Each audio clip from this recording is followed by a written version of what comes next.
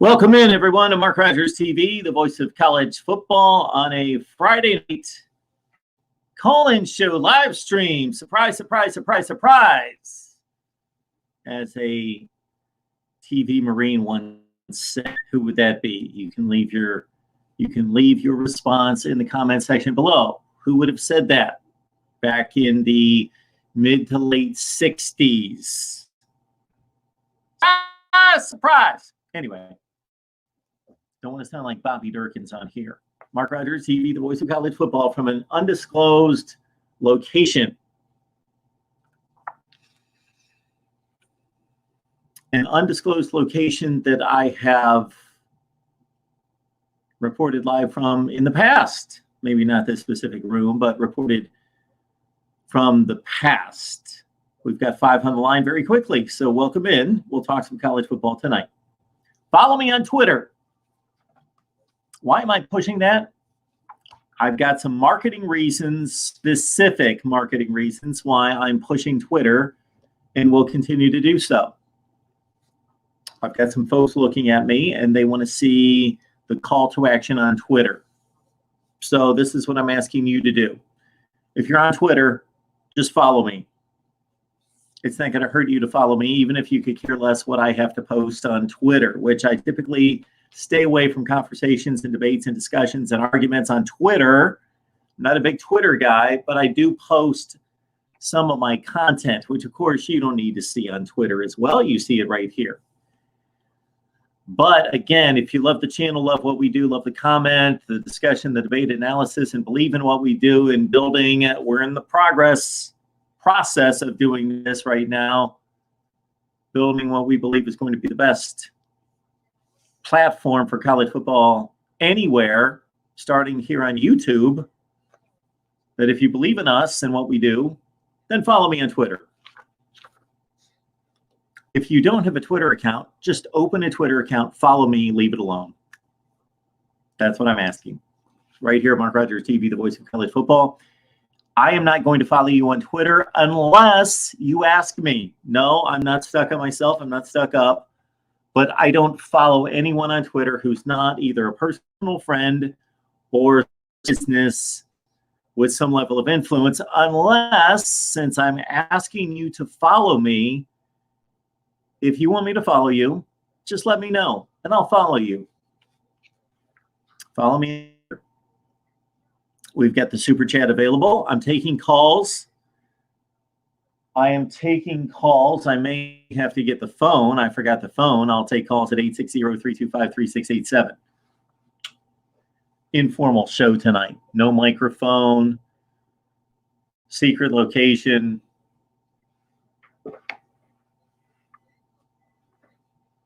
The phone.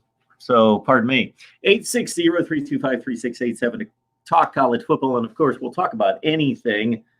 What I had planned to talk about was to get your thoughts on the NFL Combine. I did not see anything today. I am watching the NFL Network, or was just prior to the show, to catch up with offensive linemen and running backs displayed today.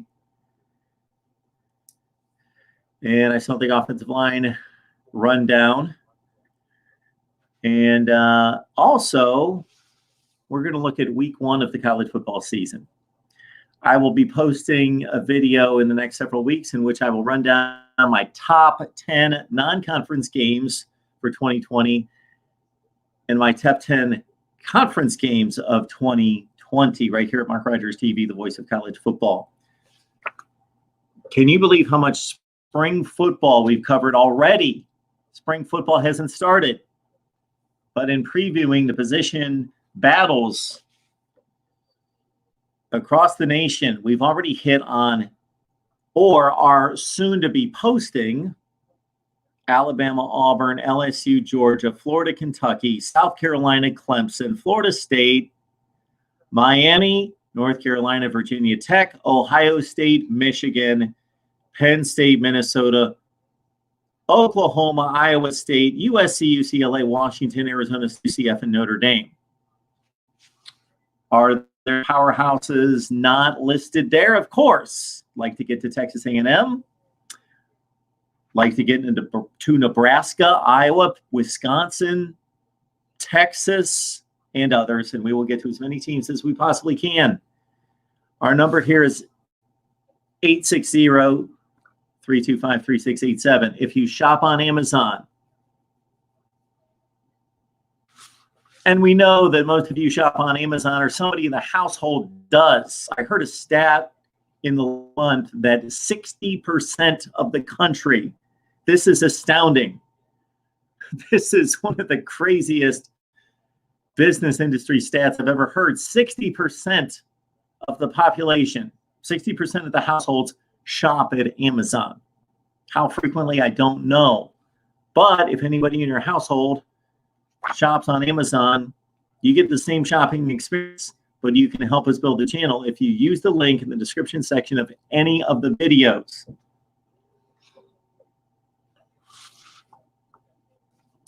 I think I'm a little pumped up tonight for a number of reasons. Having a nice vacation, of course, but also I think I'm almost able to talk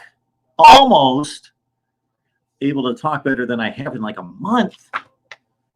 I've had a rough month with the voice and the cough and the chest and the whole deal. Let's get to your comments. And again, 860-325-3687.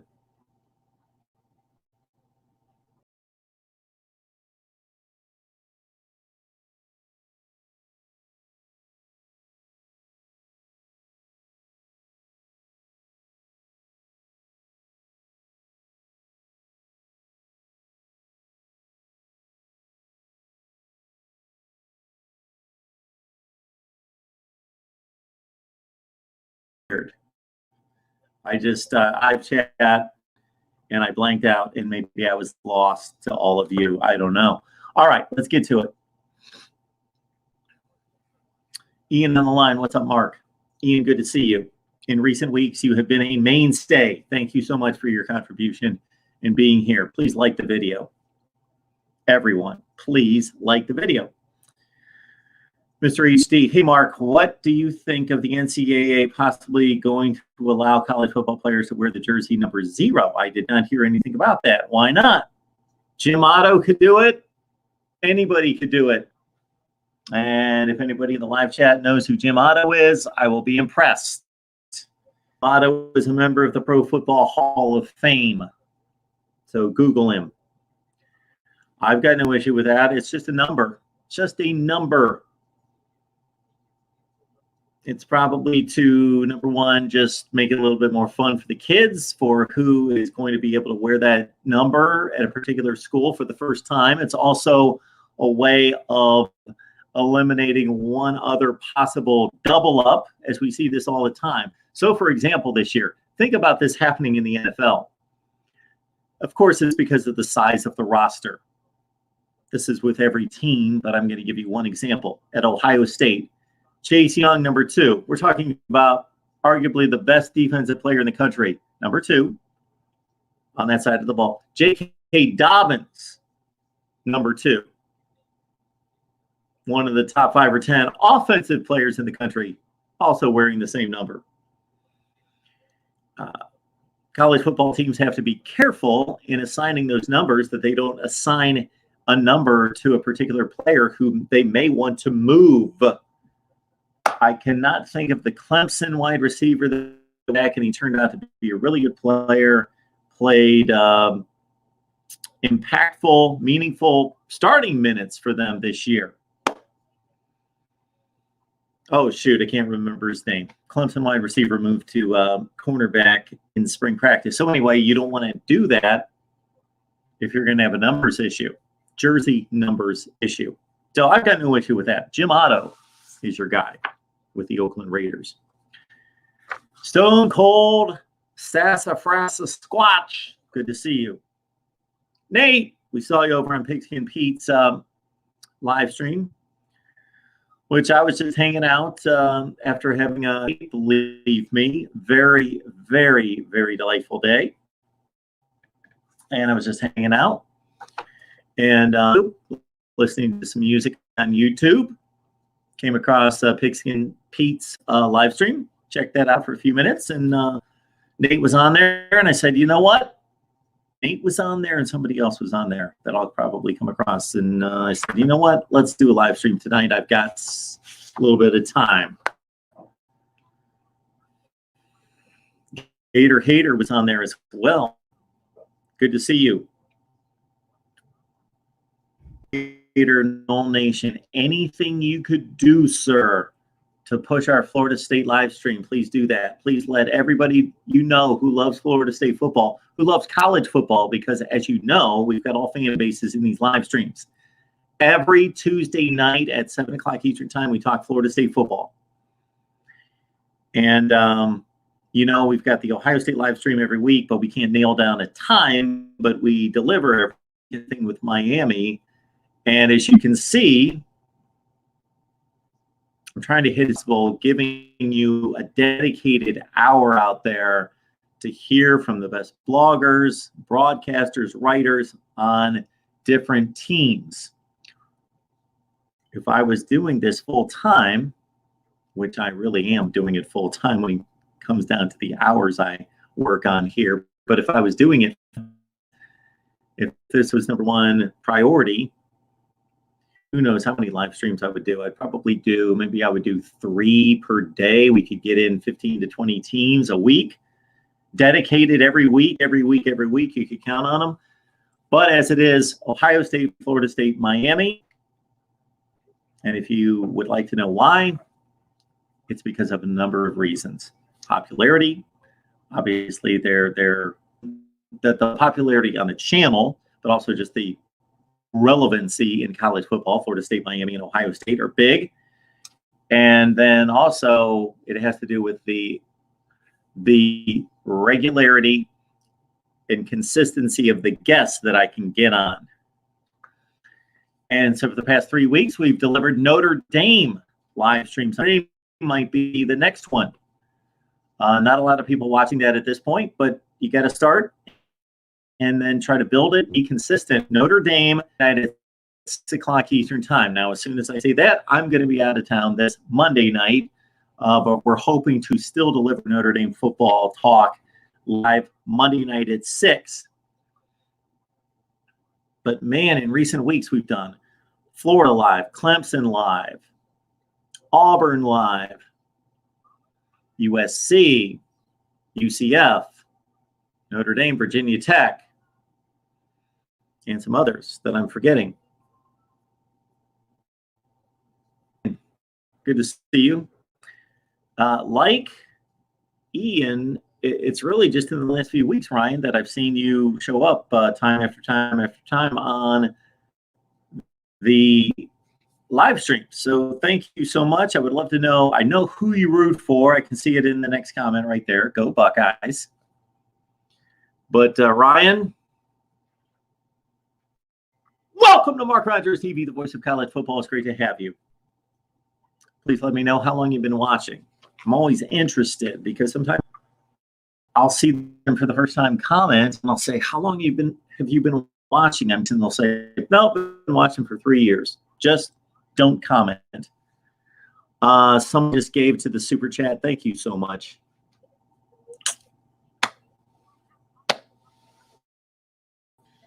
It's tough for me to explain when I see a super chat how much I'm thankful for that, because I think you get the vision here. You get what we would love to do and what we're striving to do here. What we already deliver is about 100. So in January, we posted 6 videos, 76 in 30 days. That's 2.5 a day. 2.5 videos a day, 2 to 3 videos per day. And guess what? That was down half from December. Us videos posted in December. I'm back at it now. Took some time off to go see my mom. She just turned 90. We were after Christmas. During a time frame between the January national championship game, I was out to see mom, took my 2 kids with me, and okay, but hang on just a second. I was out to see mom, and understand for 6 days. And normally during that time between January 1st and the national, in 5 or 6 days, I would post 20 to 25 videos, and I posted 2. And I've had another here. So I appreciate you guys hanging with me, but 75 videos in a slow month, this 150 videos posted in December. Our line, Mark Rogers TV, the voice of college football. Who's on the line? Nate. This, I believe, is the first time you've called in. Well, the second time because I predicted the score for the Clemson and LSU game. Okay. Before. So, man, you've been awesome the last few months, all the time. Yeah. So it's been a good time. How are you doing tonight? Pretty good. I have a basketball for the Special Olympics. Oh, cool. That is an awesome cause right there, to allow those individuals to play sports and get together as team relationships. Much admired that. That's very cool that you're involved there. Yeah, we're going to travel to 3 months in Nebraska. Okay. And we're trying to get to state of playoffs, so it's worth a shot. You're a Nebraska fan, correct, Nate? Nebraska and Michigan fan. My mother's fan of Nebraska. My dad's grew up in Michigan. Okay. So when they play, who do you root for? Both. I like blowout, probably Michigan. Michigan. Well, I think it was 56-10 last time they played. What, last year? Yeah. I think I mentioned like in I don't know what year, but yeah. Plus, I watched Omaha hockey tonight, and they got lost to Miami, Ohio, which is sad. But The Red Hawks. Sure. Got any comments about college football? Any questions for me? Yeah. So for Michigan, like I know I'm diehard Michigan fan, Nebraska, but so if Nebraska if Michigan can't recruit like 5-star recruits anymore, is it because the team percentage or team fall down for Michigan keeps going down because Ohio State keeps beating them or something like that, or for recruiting? So, Nate, what you're bringing a sense, but it's not necessarily been the case. So you would think, okay, Ohio State beats Michigan every year, loses 2 to 3 games a year. 10-2, 9-3 has been the standard under Harbaugh, and Ohio State's competing for national championships. So this must be taking a hit to recruiting for Michigan, but not really. If anything, Harbaugh is recruiting better than what was being recruited before. He's always in the top 7 to 14 range, and that's better than what they were doing before. And it's not falling off. It's not getting better. Michigan hasn't reached the Ohio State, but they've maintained that generally 7 to 15 range in recruiting. Yeah, well, when Brady Hope was there at Michigan, he was a good recruiter. Don't get me wrong. Yeah, he was sketchy. He had some really good classes, but he had some down classes. I would have to go back and look at some top 2022 classes too. Oh yeah, he actually recruited real Peppers, I think. Sure. I don't know. He did. Yeah. And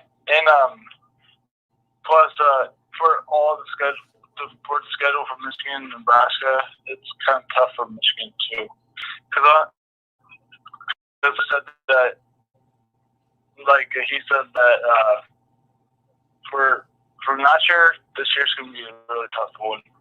Like really tough schedule because they have one bye. Everybody's got one bye. I know it's 2, but 2 this past year. Everybody had 2 this last year because the calendar was different in the way the season started the last day or 2 of August. The season was 1 week longer, so they could have 2 byes. They could work with in 2019. So everybody had 2 byes. They only have 1. Yeah, that's kind of no, I'm not gonna say piss me off, but kind of make me mad. But yeah, so the first game for Michigan and Washington, you think that's gonna be a good one, or is this blowout? I don't know. Blowout?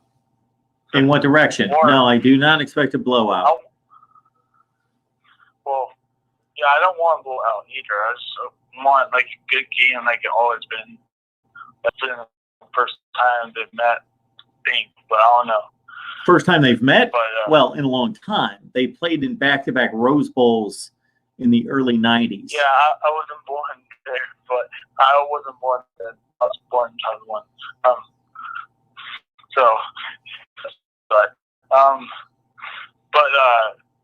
Yeah, it's been good talking to you, Mark. I had to get some rest for my Special Olympics game. Absolutely.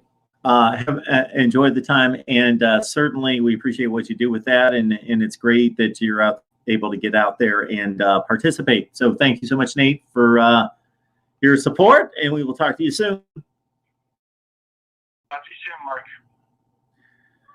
Mark Rogers TV, the voice of college football. The phone line is 860-325-3687. And like Gator Hater there, please like and share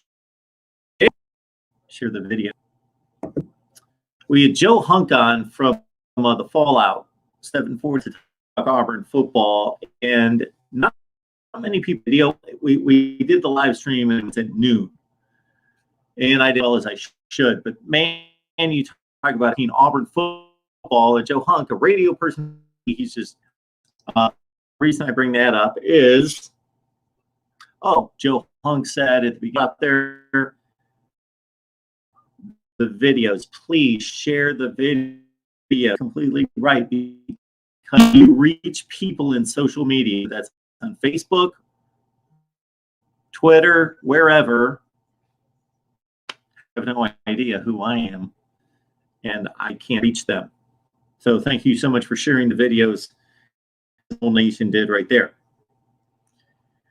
Shop Amazon, call in 860-325-3687. Let's pick up the comments again. And at some point during this conversation, I'm going to go through the week 1 college football schedule.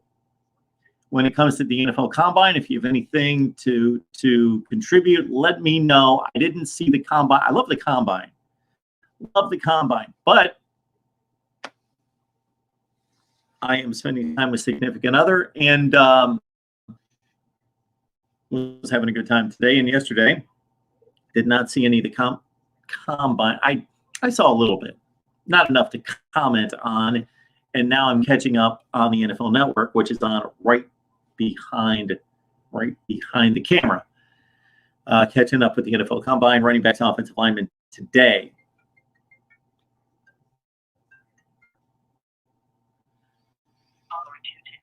The call will start at the beep. And it's Mark Rogers TV, the voice of college football. Who's on the line?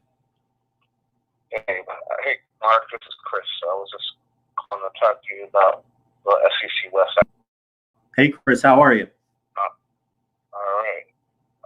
I was thinking about the SEC West dark horse, and I know a lot of people liked, and of course Alabama, but I was thinking that it's clear this year to do something with Texas A&M. What do you think? Well, they're kind of the obvious choice. So let me ask you out. When you throw out the term dark horse, and I use the same word time, when I'll post a video at some point this offseason, my top 10 dark horses across the country. I did that this past year, and I considered Oregon. I gave a certain criteria to it but Oregon was one of my top dark horses, and of course they almost made the college football playoff. So I'm right there with you and dark horse. But to you, what is a dark horse? I just mean basically when I say that a team that's going to come out or looking to come out of the West that people aren't really thinking about right now. Okay. Because when I West think about who's losing a quarterback, Alabama and LSU have to bring in new quarterbacks. You have new coaching staffs coming in, for Ole Miss, and I'm thinking, this might be a year Texas A&M could do some damage out there, especially Jimbo's third year. Well, right out of the gate, if we're concerned about Ole Miss, Mississippi State, and Arkansas, then Texas A&M is certainly not going to have anything to do in the SEC West. So those have to be gimmies. They just have to be. I'm not saying that they are, but they'll have to be for Texas A&M to do any damage. Now, if you look at the others, of course, Alabama and LSU, I have the most confidence in coaching staff and roster. LSU is going to be really good again. They're loaded, but man, they lost the key component, obviously, at running back and, quarterback. And we'll see if Miles Brennan, and if he throws 40 or 45 touchdowns, think about that. That's a 15 to 20. That's like a third drop off, a 30% drop off, and he could throw 40 touchdowns. That's a 33% drop off in reduction of production at the quarterback position. So Joe Burrow was so good, and so LSU's losing quite a bit, but they have top 10 talent. If you look at Texas A&M again, what I think is going to be key for them is that they can get huge productivity from this freshman class that's like in the country. They came in 2020. It was a class. It was that they brought in.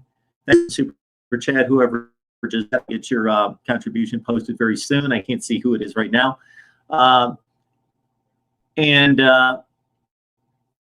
There's no as soon as he took over, that the level of play took a step up.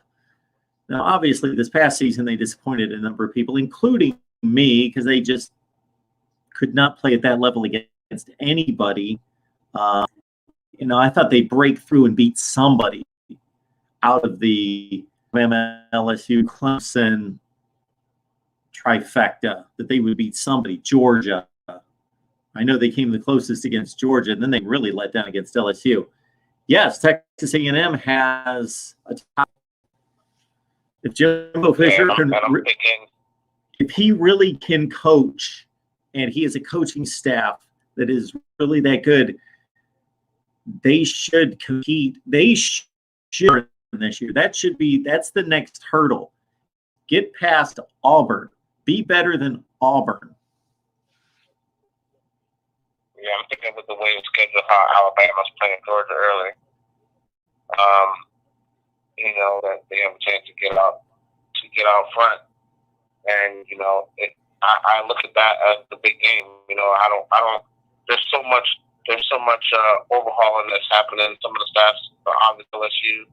Alabama has turnover there every year, but teams that it doesn't affect them. But they don't have Tua coming back this year, so I see them losing that early game to Georgia. And I'm thinking if we can get on a run, I think Jimbo can win the one. So I don't have Texas A&M schedule in front of me right now. Who do they play besides South Carolina, their standard opponent in the East? Who's the other game against? Do you know?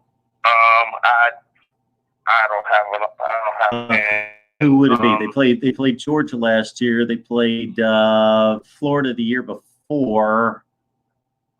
They played Kentucky just a couple of years ago, so it's not Kentucky. Might be Missouri. Could be played. They haven't played those two teams in a long time. Might be Tennessee, which is a game that they have to win.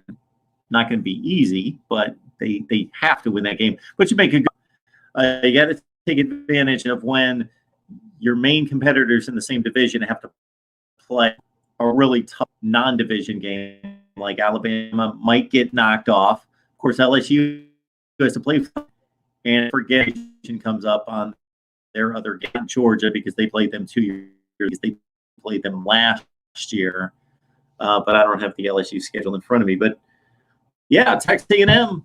But get past Auburn. Let's make that the next step. And maybe they make 2 or 3 steps and win the West. But, man, I got to see it on the field because they just keep losing 4 or 5. Yeah, I'm just hoping that year 3, they put things together on offense and, get better quarterback play and can knock them off. Mark, is what's going on between FSU and how they're for the past couple of years. I mean, I don't understand how a better challenge, especially when North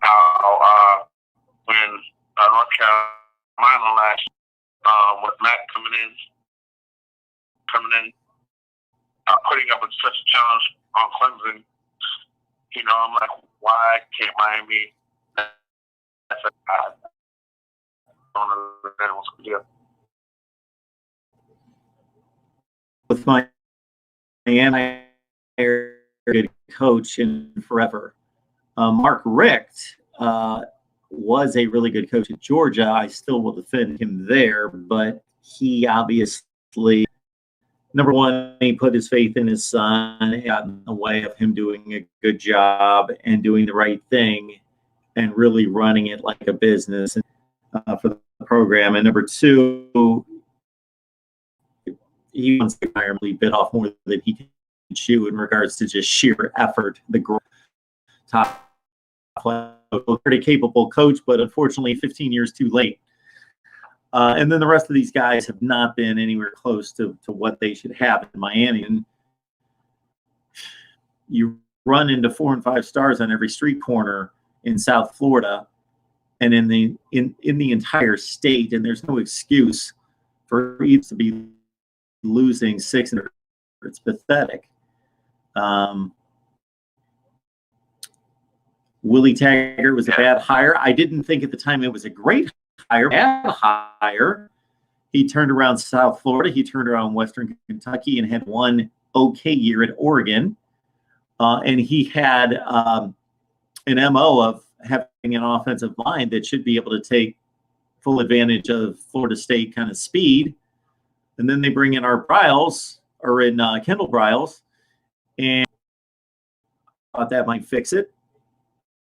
I had that at 3 other stops, significantly upgraded the offenses, and then they declined after he left, so it showed that he made a difference, but it was awful. So we'll see if Mike Norvell's a guy.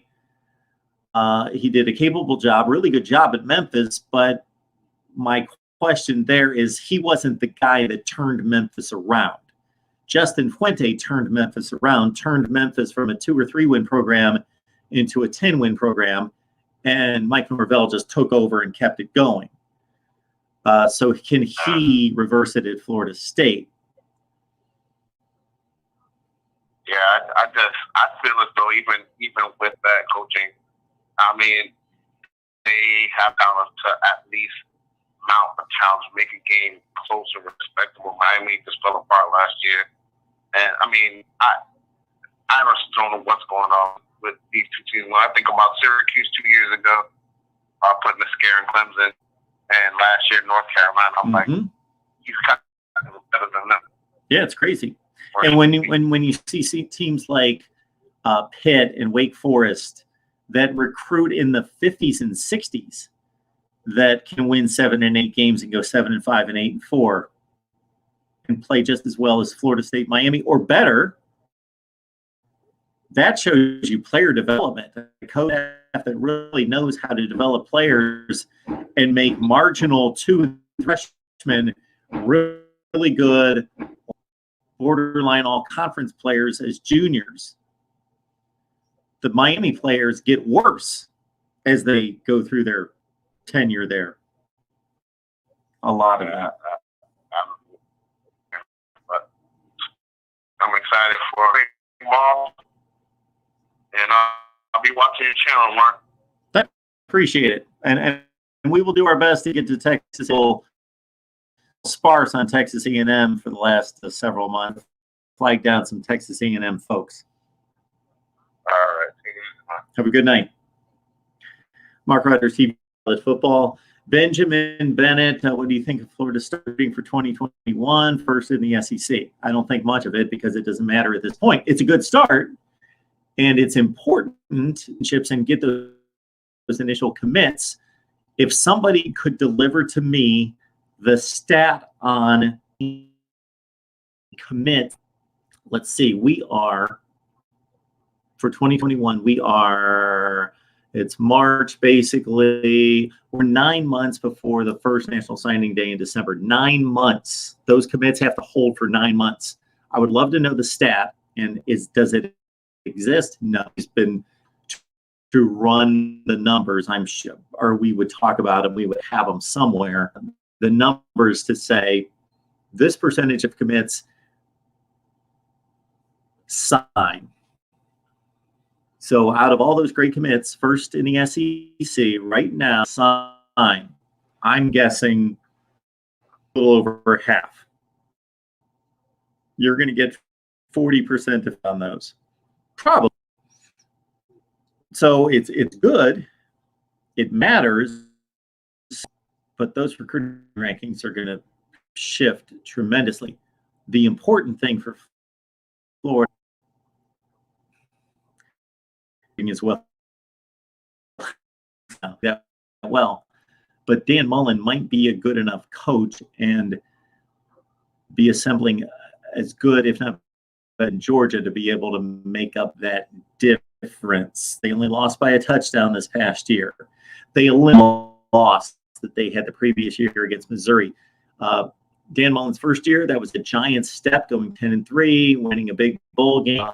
But for them to go from that to only losing by a couple scores on the road in Death Valley against LSU, a game that they led in the third quarter, that was a significant, and I thought, yeah, it's a loss. But compared to what everybody else, for the most part, against you, that was a for them to only lose by a touchdown against Georgia instead of the year before. Still a loss. And then they eliminated bad games to Missouri, a 7-5 Missouri team the year before, 8-4 Missouri team. But not, of course, lost by 3 scores the year before, 33-17, something like that. They eliminated that bad game. Tennessee seems to be coming, though.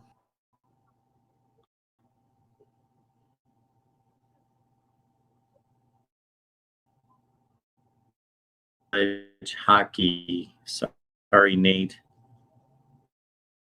Lost my spot. See, this is what happens when people do anything wrong, but it advances. I can't catch up with all these comments.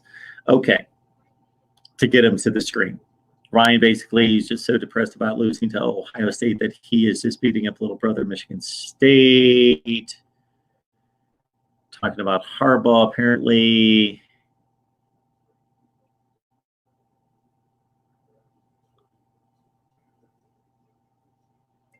Where are we? We've got a call coming in. The 2 super chats that came, going to catch up on that. Them. Thank you so much. Hey, it's Mark Rogers TV, the voice of college football. Who do we have on the line? It's George in Portland, Oregon, Mark. Oh, in Portland, Oregon. Otherwise, I would have no idea which George this was. Exactly, it could have been the guy in Tucson. Yeah, and then we have the George in Wyoming. We've got Cheyenne, Wyoming. The George in Flint, Michigan. Yeah, George is all over the place. You're the. You know what I love about traveling the United States? Some places in Montana or Wyoming, not on the map, and you get there, and it's just absolute like two red lights, store and the shopping center. It's just nothing, you know. But it's a spot on the map. If you look at the map, you think, hey, there's a town. Might not even be a motel. When I was a little kid, I was fascinated with maps and geography. Me too. I love it. Love that stuff. We can still do that, but we have to be careful. We don't want to lose our reception. Yeah. How good is my reception out there? Is sort of okay? Good. The video was breaking up a little bit. Not breaking up, but the picture was blurry. For the high-speed internet here. I'm gonna make sure. Doing the Probably in a mode 6 or something. well, no, we're a little higher end than that, but As one of your commenters was suggesting, maybe he said, "Don't sleep on those curtains." yes, don't want to do that. It's funny. It's probably that this is a picture. We can't get the full effect of the upscale accommodations. Oh well, I did not say. I said not necessarily Motel 6. I'm doing fine. You know, if we Working care of.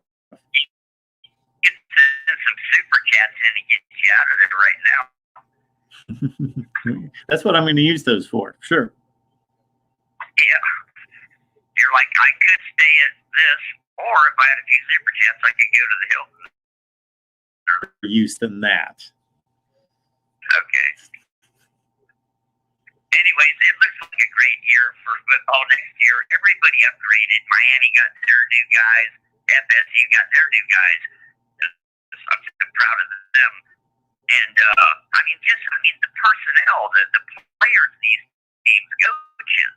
And then you got Mississippi State doing what they did. And at the same time, people like Texas A&M got better. Florida got better.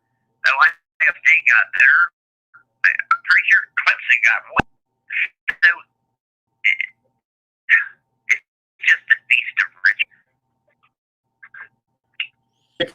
Continues to be a sport in which it's going to be ruled by 5 or 6 teams, including maybe your Gators. We got a couple comments and questions about the Gators. You've got the #1 recruiting class in the SEC 21. I'm glad LSU snuck in and won that last year. It just goes to show you got to at least be at the top 6 or 7 or 8 or something to even slip in there, because usually if you got the best recruiting and the best everything. Florida's spending $2 billion on improvements over the next 20 years, and the next is our all brand new football facility. This shit's going to be incredible. Video of it, walk through it on video, virtual reality. It's crazy. We got to pull out back with cabanas and palm trees. Well, it's got to be incredible these days, George, just to keep. That's true. It's crazy what they're giving these kids. Dan Mullen's got an office that's up there and overlooks everything. It's like a center for an airport or something. It's just impressive. A guy called Bruce. Yes. He's got us like the 4 best players in the country in like a week. He has the Midas touch. He must. Unbelievable, man. Go ahead, George. If he gets Zach Evans, if he gets that beat, oh my God. Dear baby Jesus. Please let us have Zach Evans.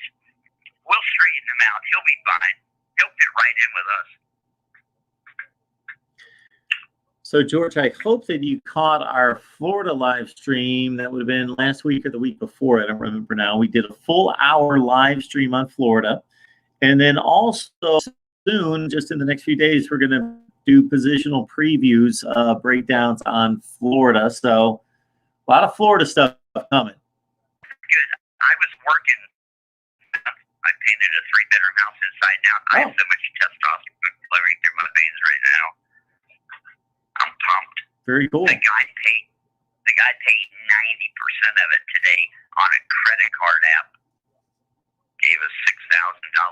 It was 10. We'd already collected 2, so he owes us another 1,000. We bid 13, and he said 10, and we wanted the money, so we said yeah. And we could have done it in a week, but it was me and my kid, so we just took our time.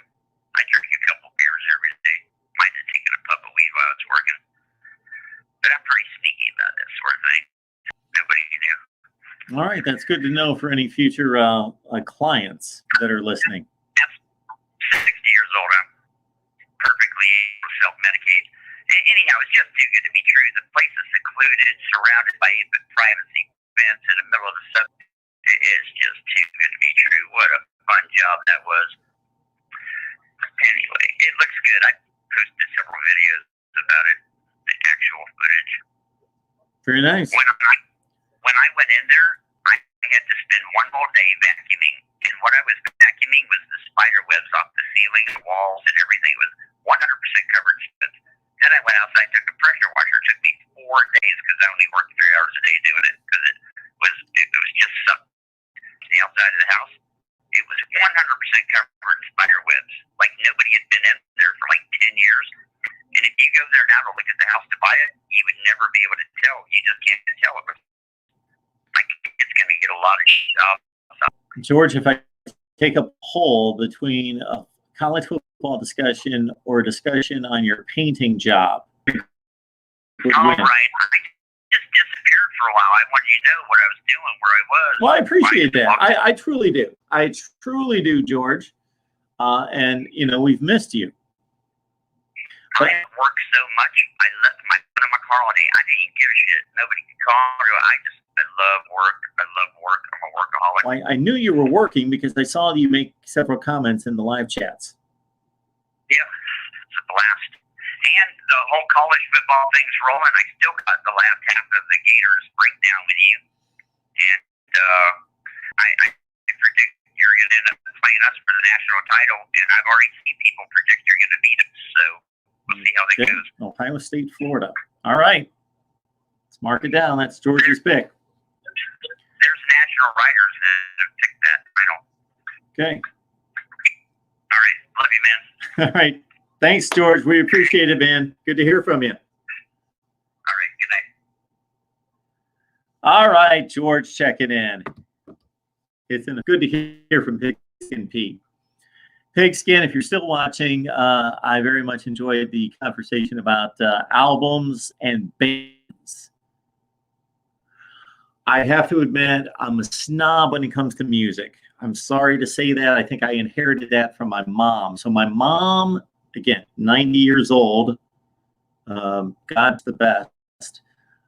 But, you know, it's all racket to her. So she plays the piano. She's a beautiful pianist. And she still every day sits at the piano and plays for church. She plays for events. People hire her still at 90 years old, plays a beautiful piano. So she loves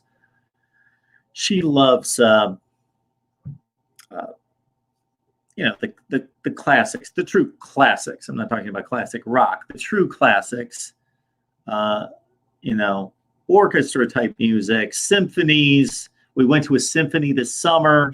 That was her one ask when we visited this summer, that the entire family would go with her to go see the symphony. So she's a music snob. So anything pop rock oriented from the 1950s on is just racket to her.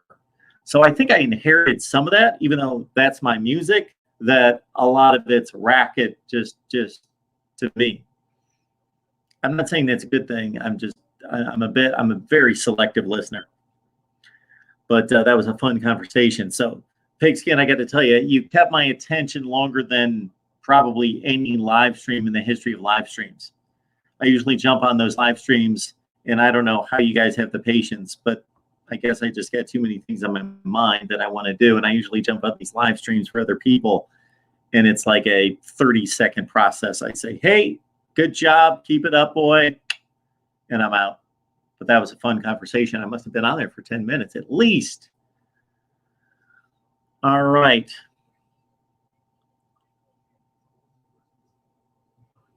Ryan, thank God the Natty's coming to the Big Ten in 2 years. Not this year, 2 years, 2020. Making predictions, Ryan, for 2 years. Guess Indiana's going to win the Big Ten or the national champion 2022. Is it Indiana? Or McD would tell you Maryland, maybe in 2022. Michael Loxley in Maryland at national champs in 2022. If McD's out there listening.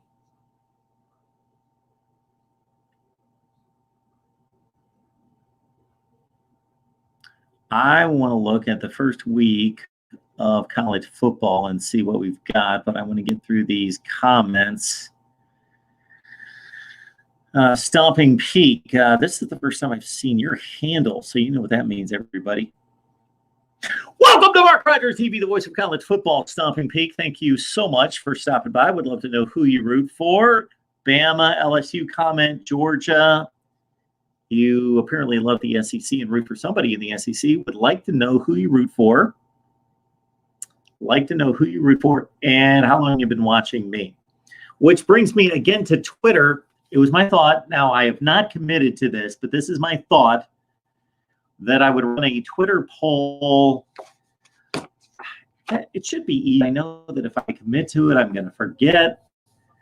But I would love to have a Twitter poll every day because we sent out a poll, I think 2 days ago, on Mike Norvell because we were talking in the Florida State live stream. People were making comments, obviously, about Mike Norvell's high. Who was for this and who's against this? So we threw out the question on here, but also on Twitter, whether you, as a Florida State fan, was in favor of the Mike Norvell hiring or not in favor. And we've got over 500 votes. So I thought, trying to get people on Twitter, that might be a good way to do that. And we could include this bonus that if you follow me on Twitter, that you can submit a poll question and we'll run your poll question. LSU's only going to go 8-4, according to Snake Spencer 725. 8-4, 8-4. Alabama, whoever else they play in the East. Remember who else that would be in the East? Texas A&M. These are the tough games, not necessarily, and of course Texas at home. I can't see 8-4. Seems a bit much. Captain Tripp says Norvell's a bum.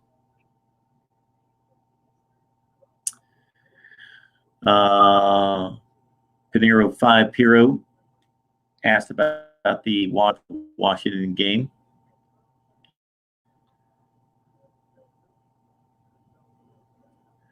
Yes, it's been an easy winter. For anybody that's living in the New England area, I live in Connecticut for employment reasons. Yeah, I can't complain about the winter. I have a girlfriend in Texas who thinks 65 is cold. But for me, man, it's been 40, 45 degrees for the past 2 or 3 weeks for the most part in Connecticut with no snow in the middle of February.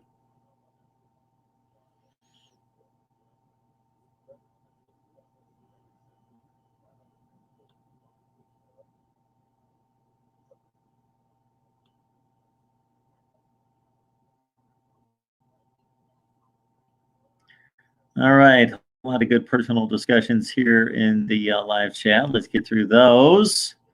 And then we'll move on to week 1 of the college football season.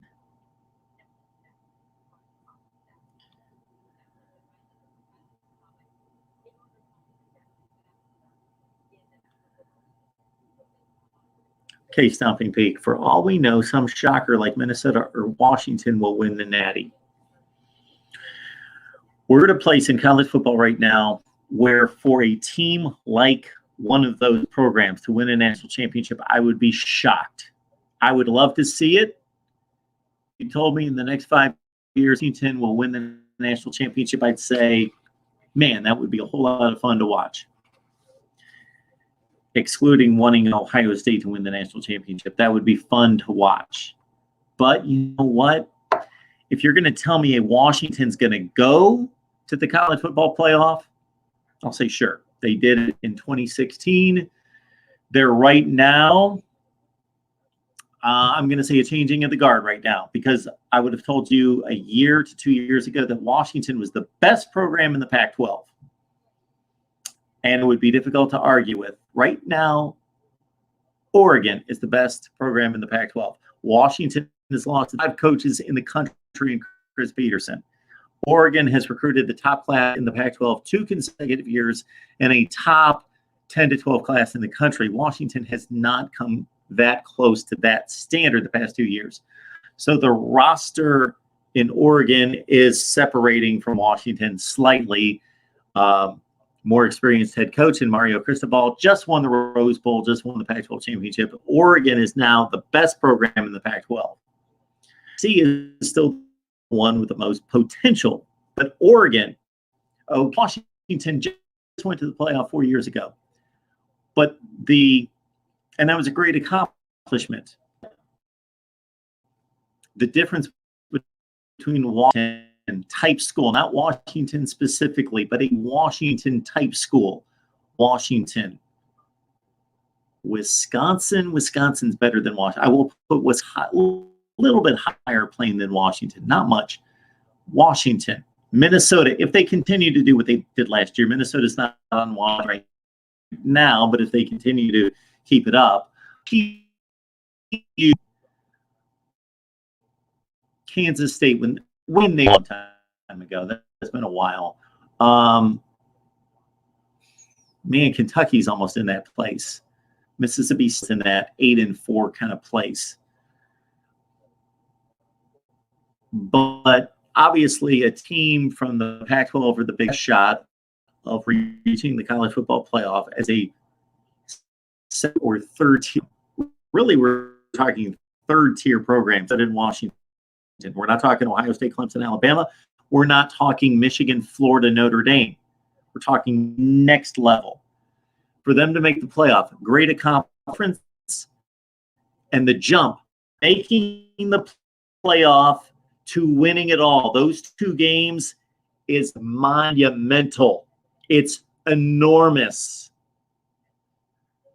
To do what Washington did in 2016 was Washington beat in 2016 to make the college football playoff.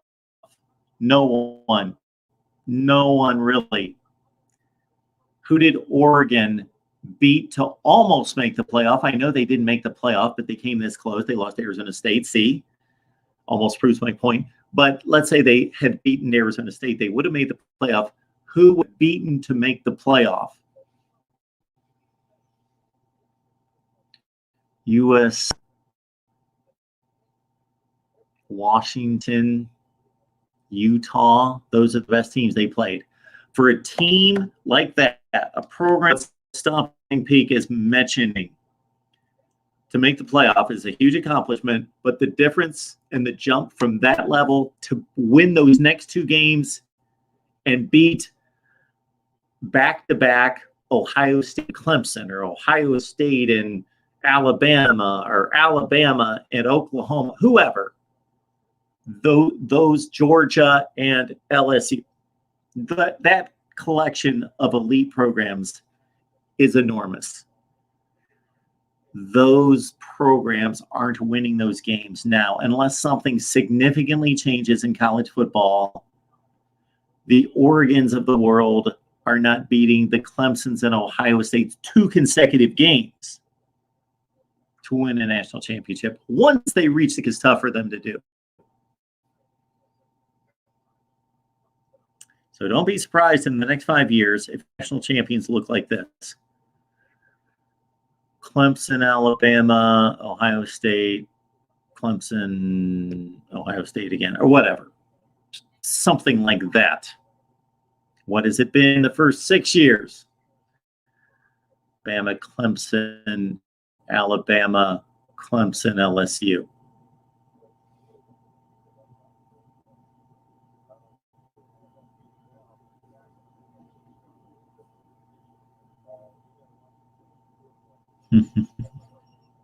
That was Pigskin making the comment about the Motel 6. Cheryl on the line, and I to your comment from 10:30 at 10:55. I'm Central Time right now, so we're 25 minutes behind. Hey, would it be laughable? Would it be funny if I was in a Motel 6? Would there be something wrong with that? Would there be something wrong with that? Maybe that's the best I can do.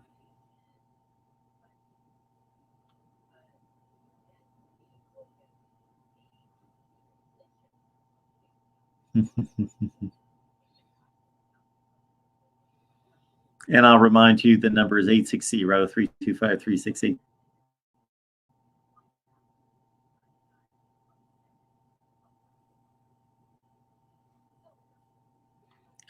I made that comment, Snake Spencer, just the other day, that Florida is the Michigan of the SEC.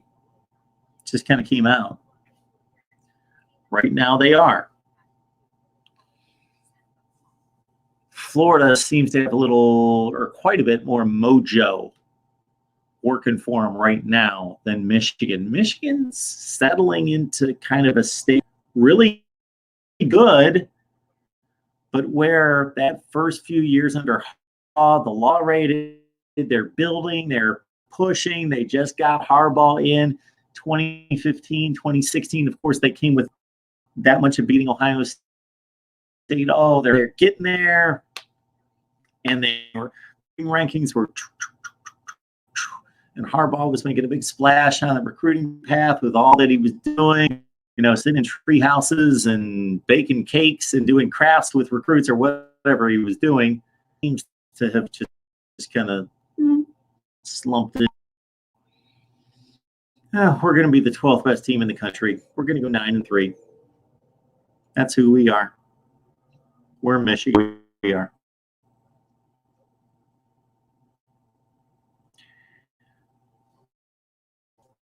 I'm not knocking that completely, because even though we are hyper focused on the elite, it's so competitive that just to be that a Wisconsin every year or a Utah state takes great passion and intelligence and effort and talent on the field and busting your tail in the film room just to work, even for the teams. So I'm not discounting that. To maintain that level, what Michigan fans want, and it's not what they're paying Jim Harbaugh $1 zillion to accomplish, but it's still a difficult thing to do. It's, I can say, they suck, they're 10-2, they're a bitch. Well, it's tough when you're in the arena and you're competing and you like to do a game. It's tough. It's tough to pull off. Mark Rogers TV, the voice of college football. Who's on the line? There he is. Go Terps. Yeah. I threw you a 2022 national championship bid. Did you hear that? No, I'm in a video game tournament. We're playing a video game talking to you. Well, somebody had commented in the live chat that that the Big Ten was championship in 2022, but they didn't say who. So, let's go for Maryland. Yeah, let's go for Maryland. What's on your mind, man? Excuse me? On your mind? Oh, I think the Mariners will win the 2020 national championship. Personally, I think that's a great bid. Mark, is because I do want to talk some Maryland football and talk about how Mike Loxley great job at Maryland. I really think he is. I know you have your doubts about him. I really think he's going to steer us in the right direction. Hopefully. Indication because you signed a 5-star.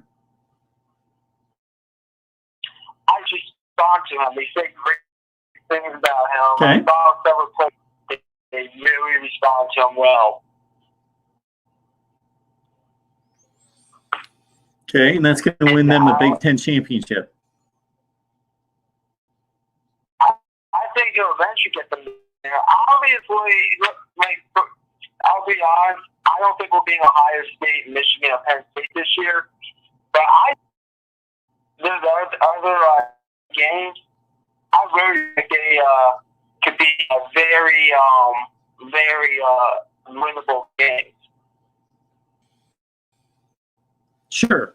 Well, they are winnable. Yes. I would be shocked if you beat Ohio State, Michigan, or Penn State this year. But the other games are winnable. Very vulnerable.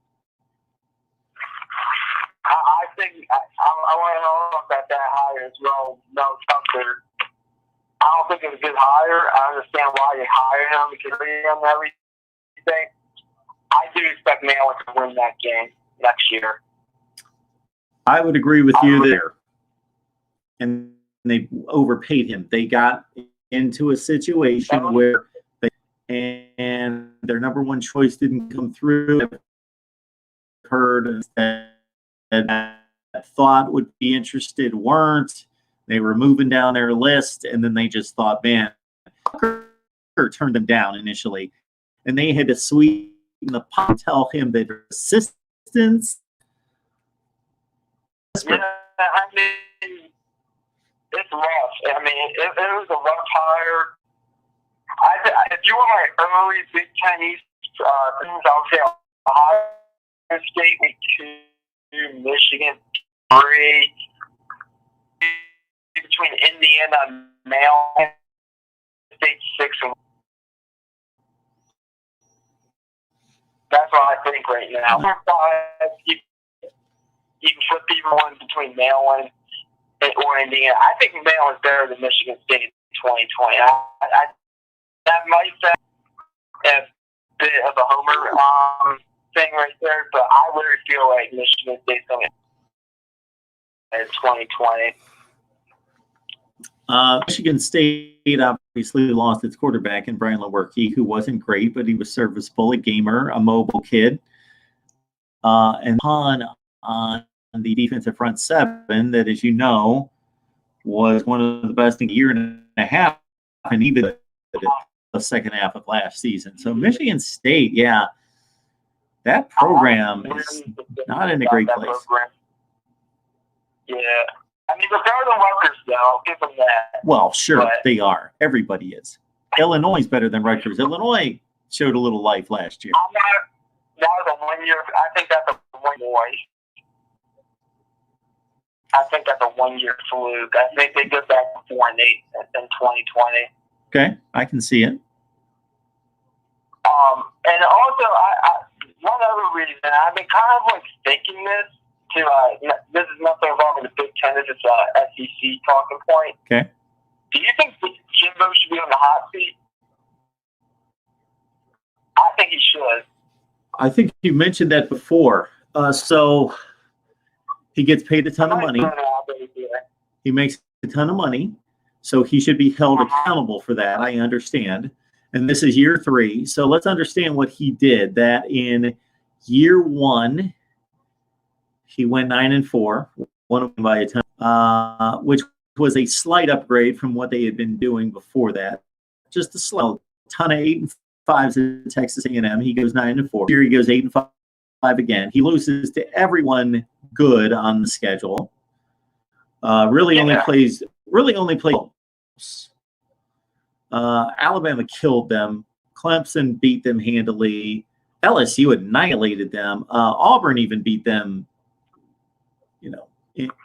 Controlled the game well against the really good teams. They beat Oklahoma State in a bowl game, but man, those recruiting classes are exceptional.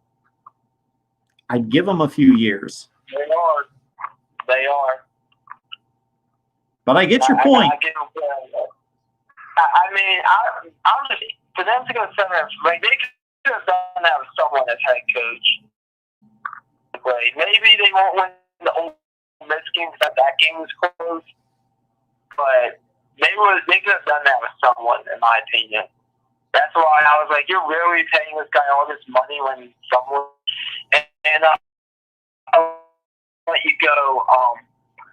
What do you think it takes for Jim Harbaugh to keep his job after 2020? That's a great question, because this a number of times I was saying this season when all was lost because they had already lost to Wisconsin and their game, Penn State, that pretty much eliminated them from the Big Ten and the national picture. Okay, this season's lost, that he can't win a championship again in year 6. So what's got to happen in year 7? Year 7, yeah.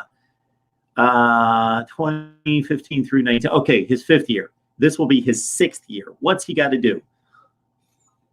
He has to one of those major check boxes, which is beat Ohio State and or go to the Big Ten championship game.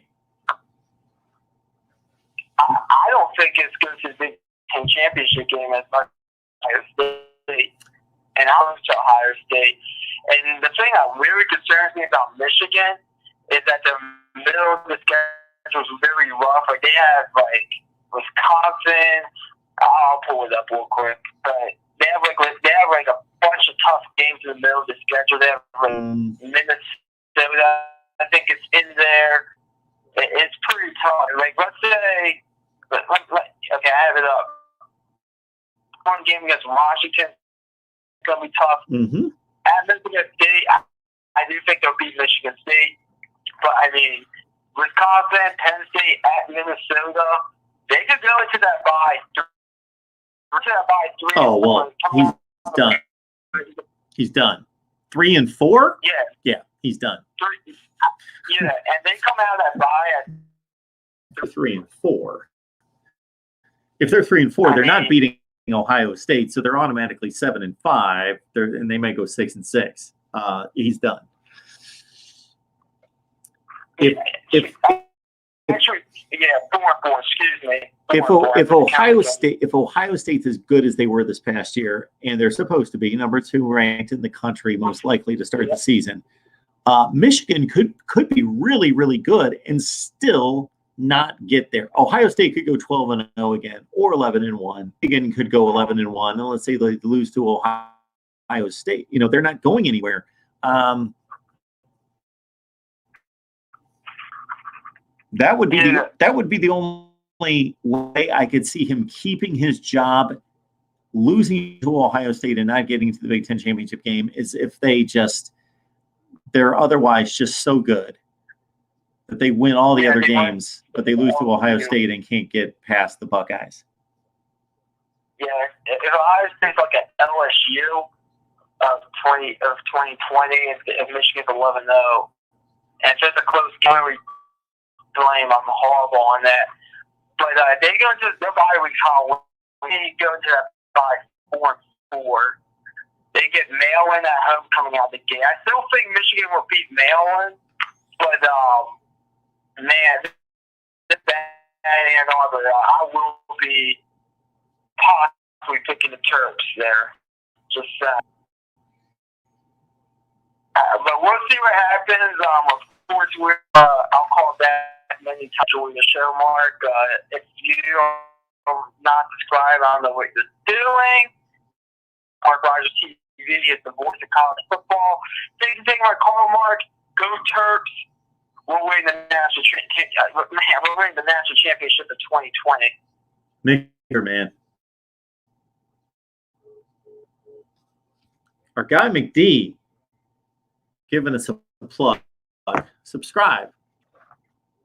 Please subscribe. The big reasons you should subscribe is, for one, just to keep us going here, keep the momentum up. But also, as I'm looking for a comment to post to the screen, also the big reason is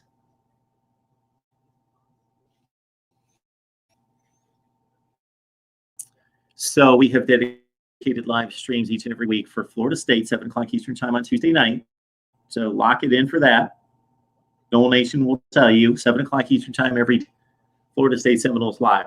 Other than that, Ohio State live, Miami live, but because of scheduling conflicts, we can't set a specific time every week. Plus, in the last month, we have done dedicated live streams for Notre Dame multiple times, Clemson, Florida, UCF, Auburn, Virginia Tech, USC, and more coming soon. The only way you know when those are coming up, because of schedules, I got to schedule myself, I got to schedule a guest or guests, 2 or 3. So it's difficult to lock in on specific times. I've got a job that takes me away 45 or 50 hours a week. So subscribe, and then you know, okay, boom, Mark scheduled a live stream for noon or at 8:30 or whatever. That way you can keep track. It's my goal to have a set schedule of live streams. I did last off season. I did, okay, the season's over. The national championship game has been played. This is my off-season live stream schedule. Boom. But dedicated team live streams, like all the teams I just mentioned, the schedule at a specific time.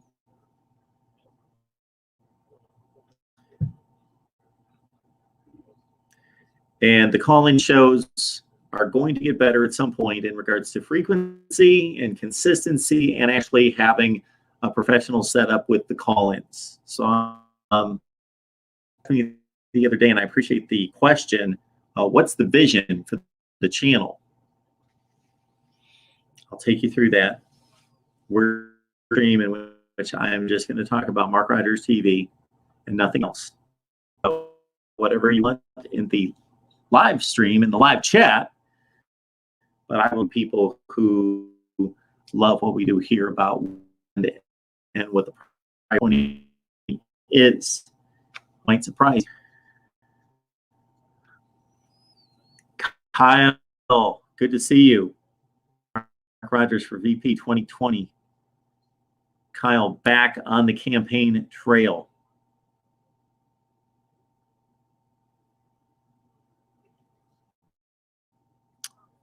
All right. I think I missed one of the live contributions, one of the super chats, because again, if you could understand what I'm looking at, I can't get all the comments. So somebody else contributed. I hope you're still on the line. Thank you so much. I'll be able to look once it records and posts. I'll be able to do it. But thank you so much for the contribution.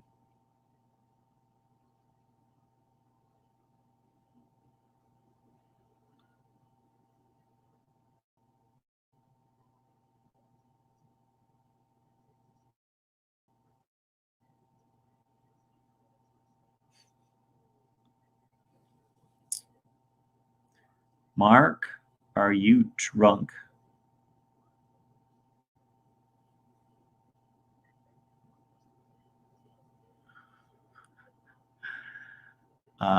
Is it the eyes?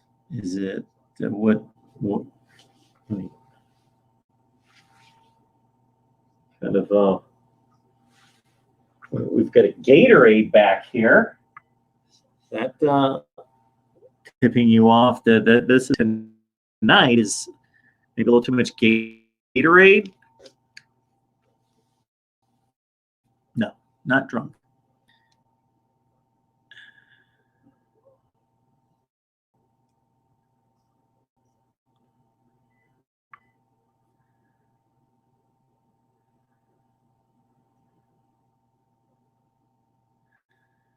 Any other comments in the live chat that I need to address?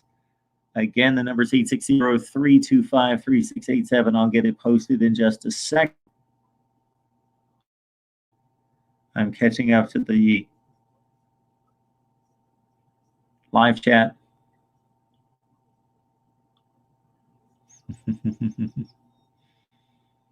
Kyle, and you do way too much for us here.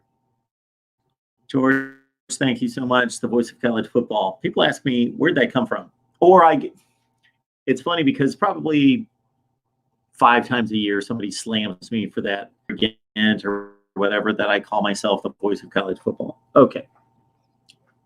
Come up with it.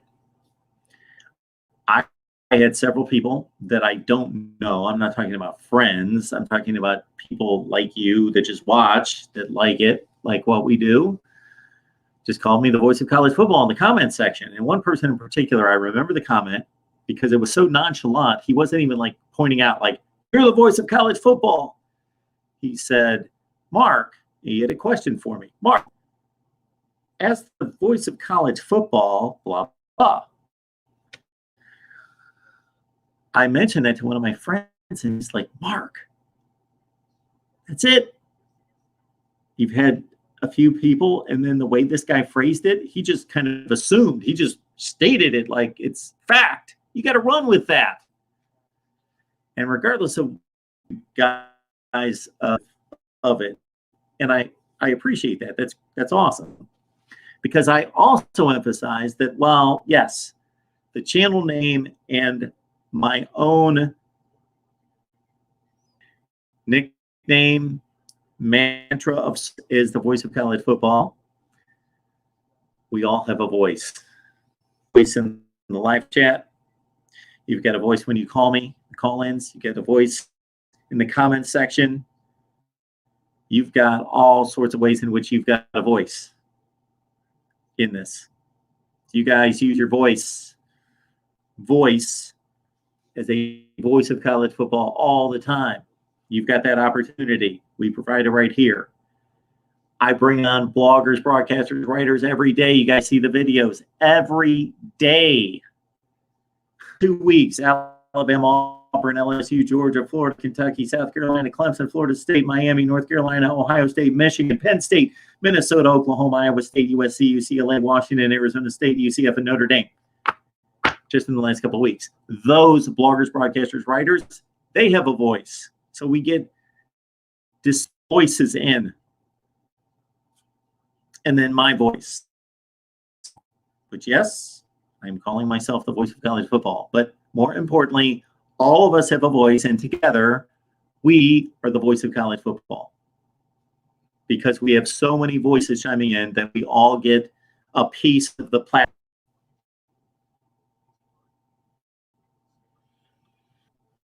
I may, in fact, cut that clip out of this live stream and post it.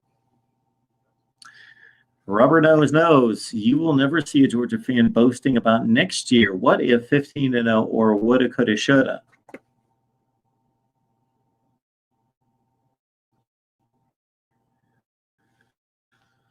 Thanks, Spencer. 720. Wait for Georgia to play Ohio State in 2030 and 31. I hope that's not your attitude, that you can't wait, because, man, it's going to be a long 10 years. Whew. I can't even be thinking about that. Anthony, has there been something recent about Harbaugh's wife? Has she sounded off on social media or something?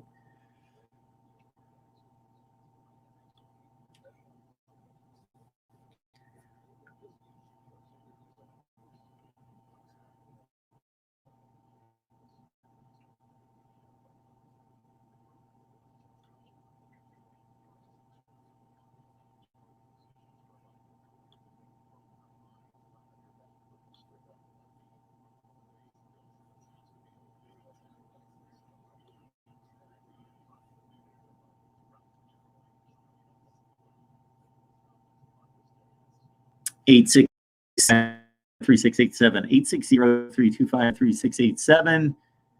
Any other comments in the chat? I will certainly take some more calls on week one of college football. Week one, I'm going to look through week one. Mark, you need to start doing the Michigan podcast. Those, yes, need your insight. I would love to do a Michigan live stream every week. Michigan is probably the second most popular fan base for Michigan videos. They explode for me. For my compared to my Miami fans, man, I appreciate your fervency, your fandom, that you're here all the time. Quality contributors when it comes to Miami football with Cam Underwood and the Wholesome One in particular. That's the main reasons I talk Miami football as much as I do. Number one, I have great guests that I can go to and they show. And number two, I have a large contingent of Miami folks watching me and they support me. I have no lean toward Miami otherwise, believe me. But it surprised some Miami folks and other folks when I posted in the community section. So another reason to subscribe, you get in the community section. I posted after a season. During the 2019 season, I posted the top 10 most popular videos on MarkRogersTV, the voice of college football. And the two teams that showed up the most, Ohio State, Michigan. Arkansas head coaching job showed up. Georgia once or twice. Florida a couple times. Miami was there consistently there, but don't rank as my top ranking videos anymore.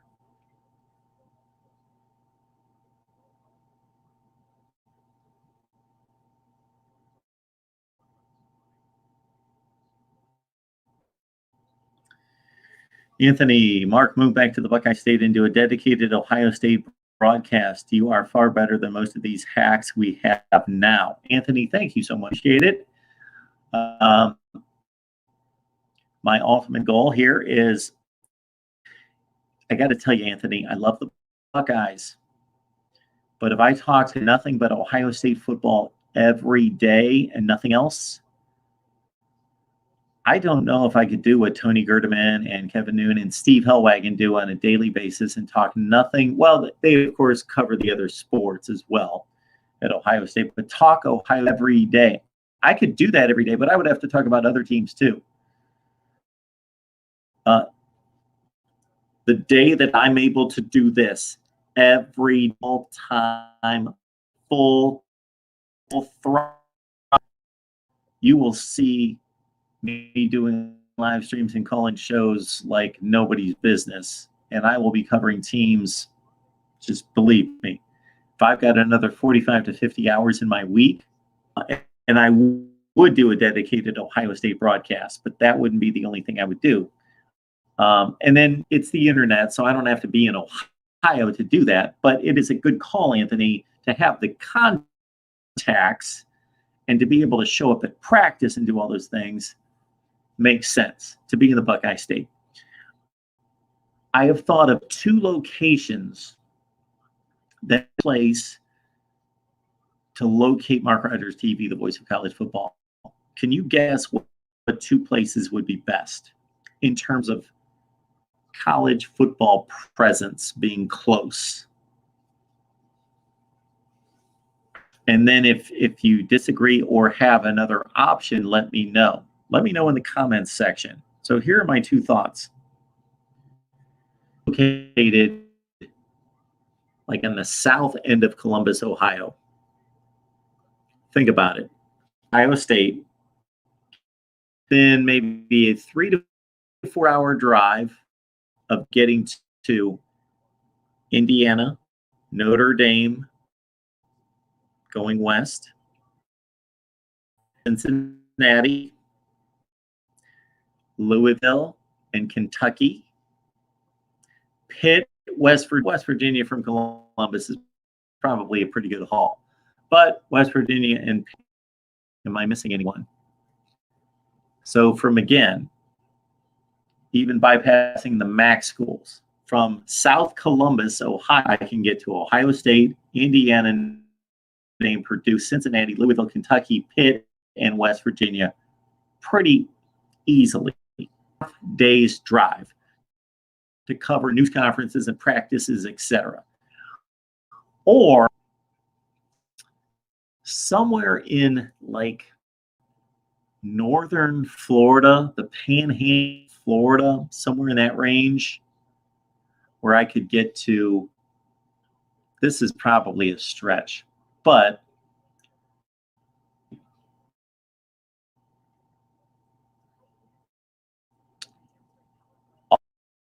Georgia, Georgia Tech, Alabama, and again, it's a stretch.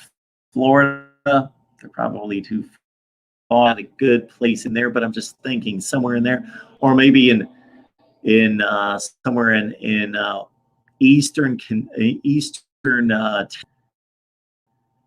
cover Tennessee, to get into the Carolinas, probably too far of a drive. It seems like it's close, but then Georgia Tech, but probably. But that was the one place in the country where I thought I could move and cover the most, get to the most schools within a half day's drive.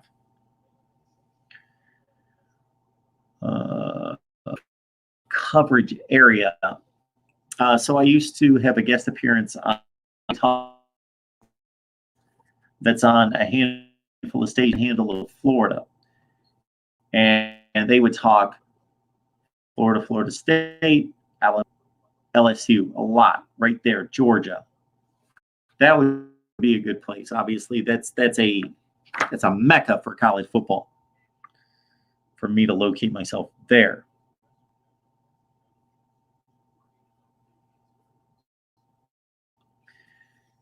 Thank you so much, Kyle. Hit that like button, please. It helps the algorithms and helps us build the channel. For some reason, people aren't subscribing these days. Tremendous 2019. 2019 exploded, but it's been a rough couple months. I got it. And of course, the season's over, but I'm actually comparing it to the beginning after the season.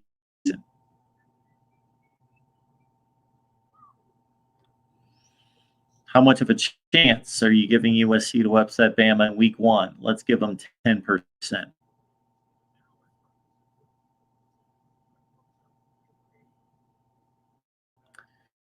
Anthony, channel rocks. You don't need to defend yourself. Well, hate it. We do want to do better. Our goal is to do much better. Our goal is to have a professional call-in type. I bought the equipment, but it needs to be hooked up properly, and I'm having some reason. So that's a big priority. I'm going to work on my set priority. And I also need to build out Patreon. So I've got like 15 people on Patreon right now. And if you are subscribed to me on Patreon, I just want to say thank you, because what I'm delivering right now that the football season is over is nothing. Basically, your Patreon to support me, just to say, Mark, we love what you do on YouTube so much that we're just going to support you here. But I'm giving you planning. Let me get to it on my priority list. I will get to it soon, and we have some ideas concerning Patreon of what to do to blow that up.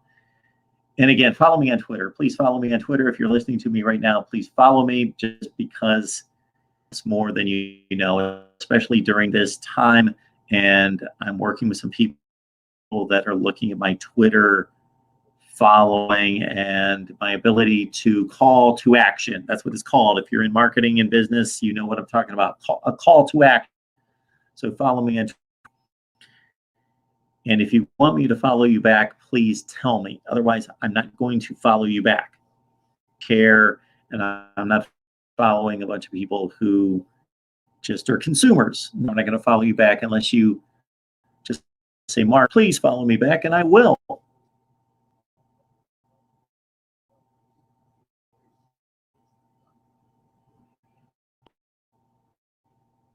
You're the voice of a few, brother.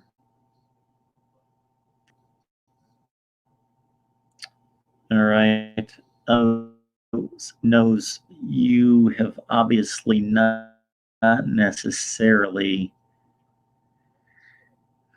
you yourself have not embarked on anything of significance. I can see that. Things that you see in your vision, that you see as a goal, you can see it just right now, but you see it. So it takes a lot of hard work, but it also takes vision, and it takes speaking it. In the good book, speak of those things that are not as though they were. So I'm not going to go into my motivational speaker pitch because I'm not that.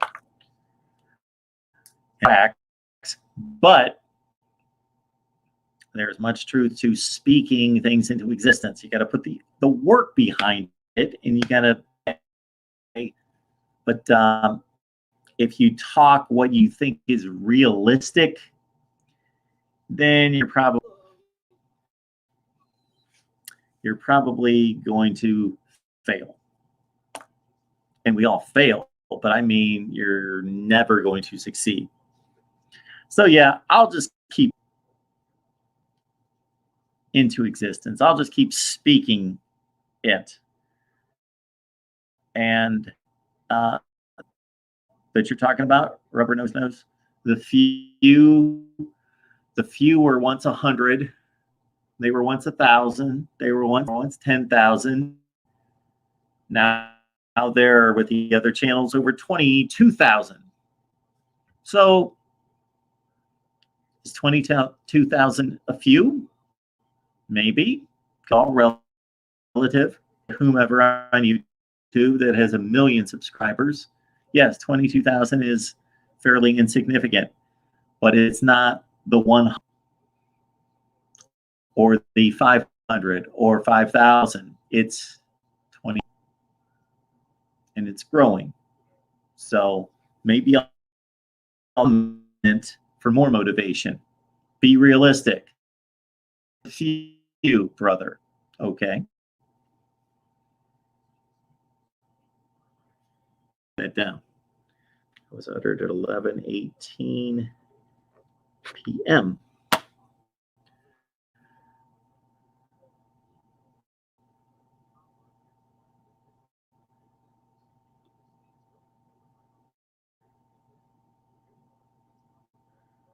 All right. If I miss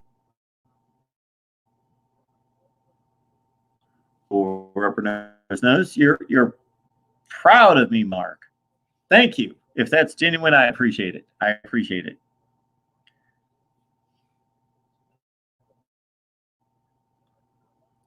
You're coaching me up. What a coach does is to push your ass to make it better. Good coaches know who to pat on the back and who to kick in the arse. Kyle, Mark, speaking it means spitting facts. Get used to it. Boom. Kyle, thank you so much. I appreciate it. So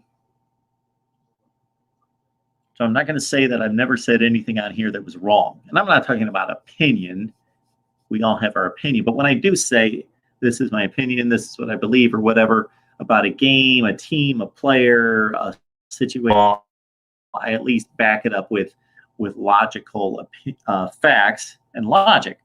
If I flat out state something's a fact, like in 1975, Oklahoma won the national championship, then yeah. And if I don't know for sure, I'll say I'm almost positive Oklahoma won the national championship in 75, but I'm not positive, but I believe they did. Or I'll say, man, I the national championship in 75. I don't make stuff up. I'll tell you when I don't know. If somebody's going to call up right now and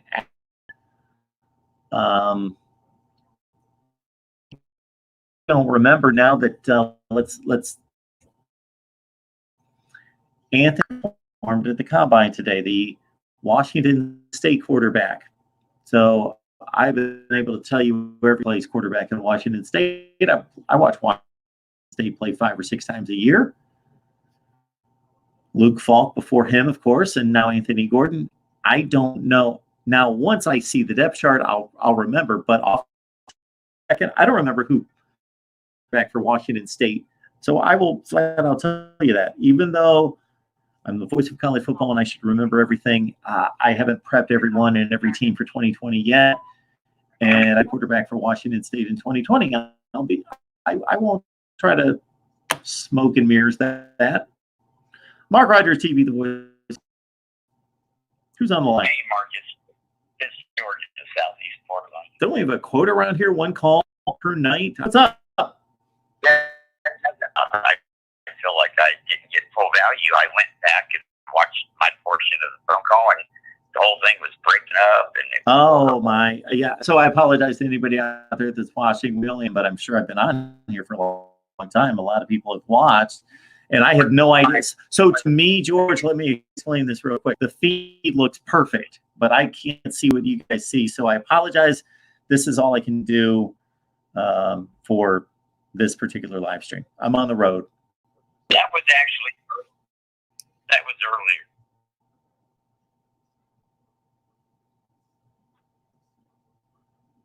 Yes, sir, George. Go ahead. Yeah, it's still actually kind of bad, but you know what? You have 25 loyal. We're losing you, George. Call back. I know. All right, later.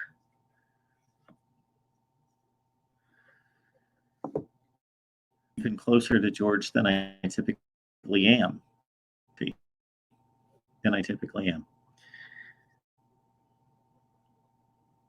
I've not watched the XFL.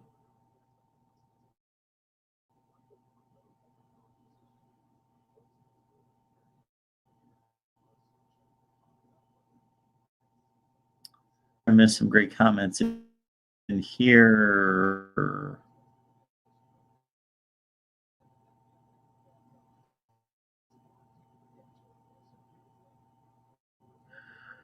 All right. Mark, get some rural acreage and build a geodesic dome home. Super easy. Let the voices roar. All right. We're going to look and point out the really good games.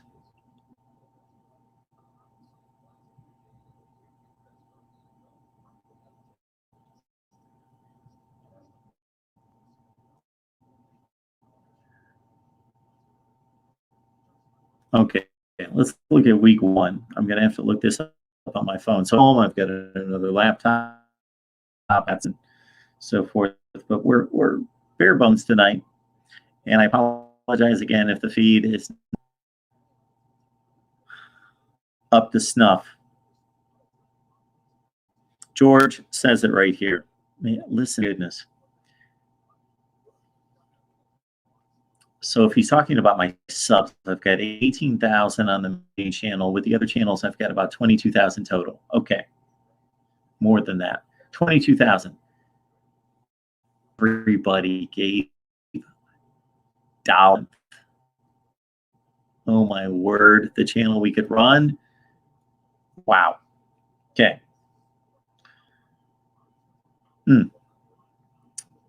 So week 1. Here we go. Sorry for the delay. Let's look at week 1.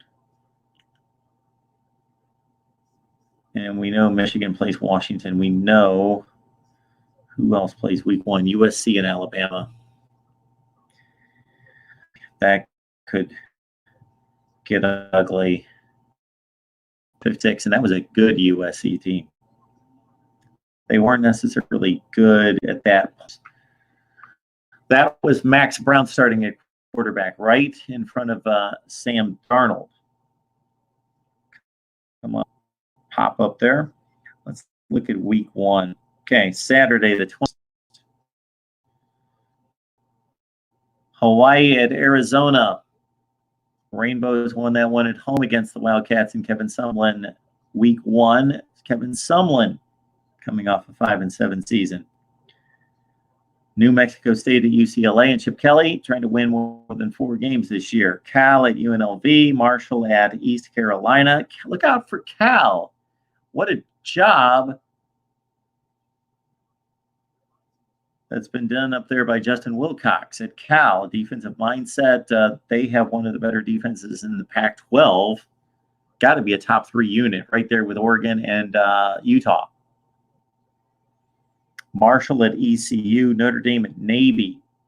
That's over in WB, Notre Dame, Idaho State, and Nevada plays at home against Cal Davis. Okay, so really in week 1, it's all about Notre Dame, Navy, and Hawaii, Arizona should be a fun one. That's on August 29th. That's that week 0. Week 0 is expanded now to 7 games. Okay. Thursday night. Oh, I get pumped for Thursday night. And this is what I would like to do. Oh, I got to find the right time to do it. And you're going to have to try to, before I saw Uncle Lou do this, I had the same thought. And he did it a different way. He actually got some sleep. But would it be possible for me to sit here for 24 hours and do 24 hours of live streaming straight? Or maybe I would jump off and take a nap at a time and come back on.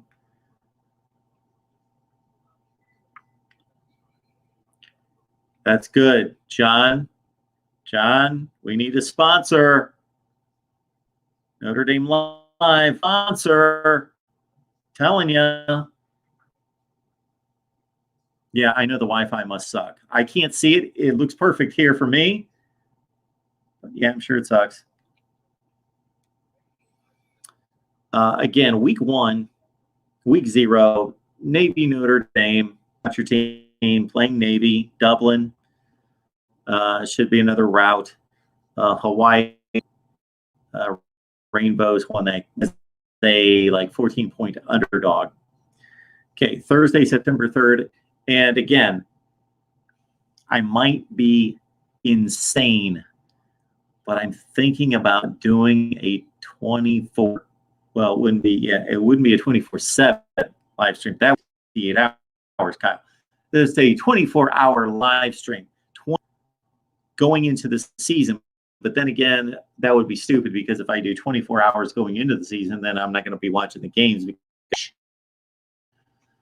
So sometime maybe a week before the season starts, somewhere 24-hour live stream. I would love to see how many people would be with me. I've been surprised. You guys are amazing that I've jumped on here at 3 o'clock in the morning with no announcement, no notification of anything. I've jumped on here at 3 o'clock in the morning and I've had like 120 people on with me within 20 minutes. Not tonight though. Washington State at Utah State. Sneaky, difficult game for the Cougars on that Thursday night of week 1. I'm not going to go through all the games because most of them are not interesting. Clemson, Georgia Tech. So maybe the ACC is making this an annual deal where Georgia Tech's going to get its brains beat out by Clemson in week 1 like they did last year. Okay, this time it's in Atlanta. Clemson at Georgia Tech week 1 on a Thursday night. That launched the ACC network last year. NC State at Louisville, interesting game. NC State coming off a awful 2019 at 4-8, 1-7 in the awful ACC. Louisville obviously going the other direction under Scott Satterfield, who I'm very impressed with and very much applauded his hire.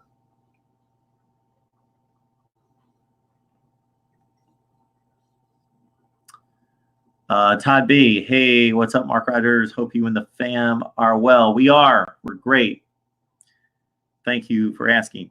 BYU at Utah. That was a good game for 3 quarters last year. BYU at Utah. Then the Utes ran off with it. Had some turnovers for touchdowns. Interesting game there. BYU coming off a 7-6 campaign. Utah, of course, went to the Pac-12 championship game and then showed that they weren't really up to it. Oregon State at Oklahoma State. Interesting game in Stillwater again on Thursday night. Minnesota opens with one of its typical games. Florida Atlantic. Friday. This is week 1, September 4th. Week 1, who do we watch? Well, I'm watching Indiana at Wisconsin. Big Ten game. Friday night, week 1. The Big Ten has hesitated doing this.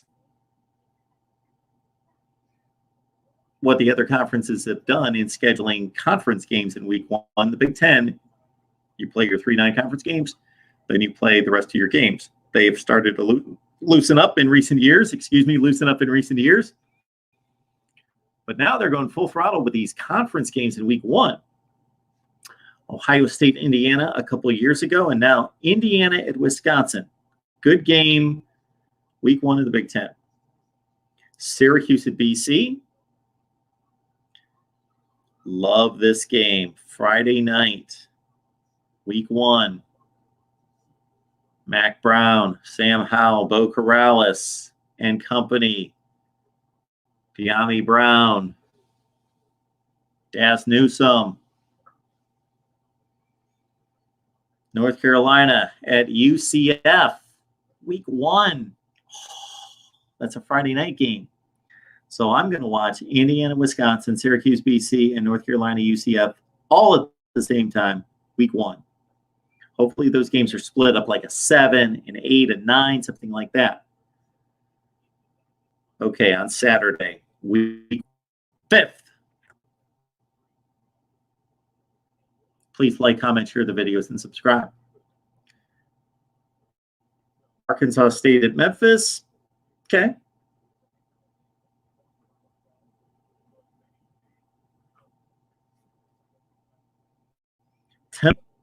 Miami fans, don't look past that one.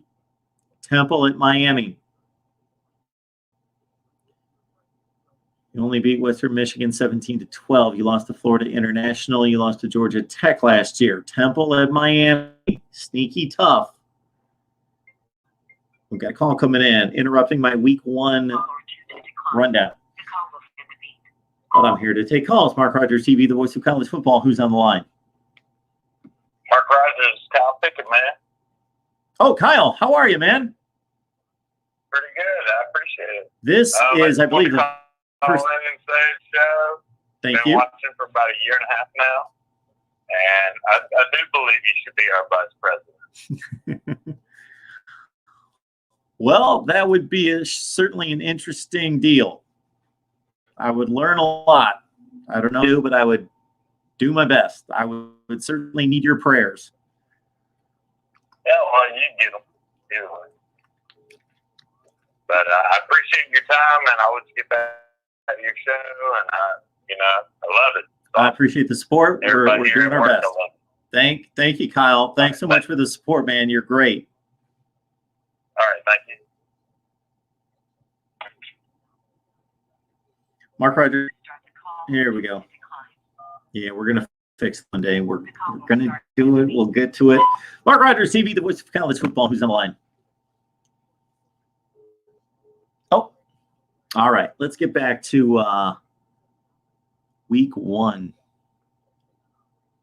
Middle Tennessee, Duke, Liberty. Look at the year that Liberty had. The Flames at Virginia Tech. Sneaky tough game for the Hokies in week 1. Wake at Old Dominion. Of course, we don't have game time, so I can't really outline what I would watch. And if you've been with me through a college football season, my setup is, okay, noon, I'm locked in. I got on the big screen, the 50-incher. Then I've got the 2 laptops locked in. George, thank you so much for letting people know where to call. The 50-inch screen, the 2 laptops, so I watch 3 games at the same time, which for me as an old guy is difficult to do. I like to watch one game of football, but trying to keep up with all. For you guys, Mark Rogers TV, the voice of college football. Who's on the line? Ooh, give me just to get your, well, you're just not, but keep going. It's going pretty well. One more time. Who's on the line? You're very faint. How are you? I'm doing great. What's on your mind?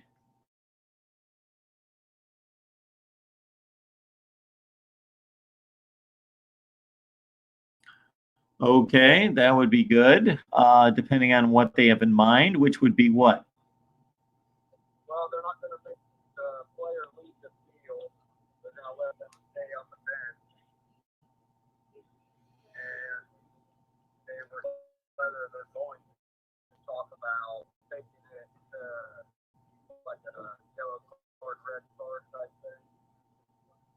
Understand this correctly, this has the same impact on the game. The kid still has to leave the game. He just is able to sit on the bench. Right. He doesn't have to do the walk of shame. Okay. Well, these kids, they're playing their hearts out, and probably 1 out of every 20 of these hits is malicious. The other ones are just in the act of playing football. They might be the right call, but they're in the act of playing football and walk of shame. I completely think that should be taken out of it. I agree. But I think it should be a 1 foul and you stay in the game. You take your 15 yards. Make it a 25-yard penalty. Do something else, but keep the kid in the game for 1 questionable hit. Especially questionable. Yeah. Like the hit from the Oklahoma game, grabbing the aisles, I think it was, and Clyde Edwards-Helaire. Yes. That, but the Sean Williams hit and left the game. I don't think that was the right call, but I'm a big fan. So. Sure. Kyle, for some reason, it's very difficult to hear your call. I don't know why. I've got all the settings cranked up all the way. All right, well, I'll let you go. I'll try and call back another time when I got a better signal. Thanks, Colin. We appreciate it. Thanks, sir. All right. Again, let's get back to week 1. And again, these games haven't been announced in terms of game time. So, wow, the Big Ten. I can't believe these Big Ten conference games in week 1. So not only Wisconsin, Indiana, Northwestern and Michigan State, week 1, Purdue game in the Western Division, 1. Alabama, USC, that's going to be a primetime game. We know that. Ole Miss, Baylor, sneaky good game. Like that one being scheduled. Ole Miss took on Texas Tech in an opener against the Big 12 a couple years ago. We've got, look out, Tennessee, Charlotte coming to Knoxville.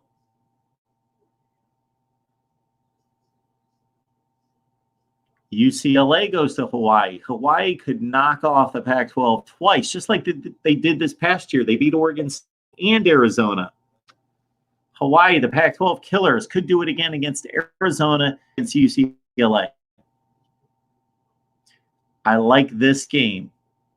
I hope I get to see this game, that there aren't other much bigger games to watch at this point.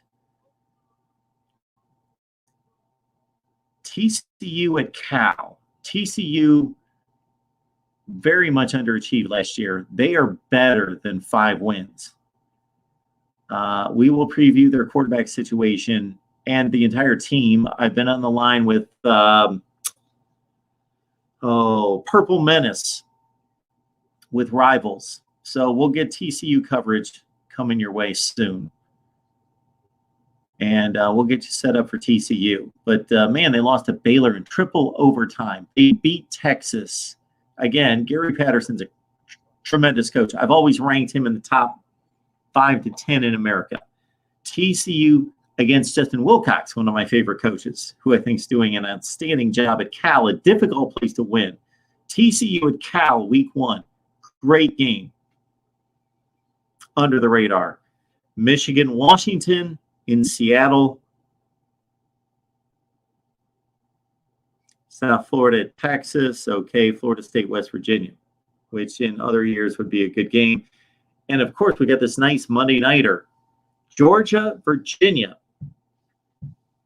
Probably not going to be a great game. I would expect Georgia's going to win that game by 20 points, but it's at least a big-time game. So if I can only watch one game in week 1, just because of the sheer brand value to the game, I got to watch Alabama USC. It may not be the best game, but I would watch that game. If I could only watch 2 games, I would watch. The second game would be, where was it? Michigan, Washington would be my second choice. My third game on that Saturday would probably be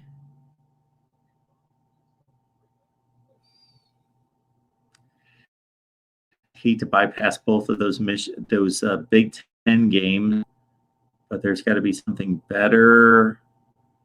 I don't know. I think my third game on Saturday after Alabama, after Michigan, Washington is I got to watch. It's a toss-up between Northwestern, Michigan State, or Purdue, Nebraska, right? And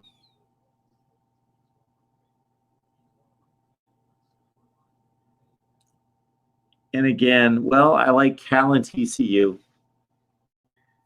And Florida State, West Virginia, of course, they're major schools. Neither one's going to be that good.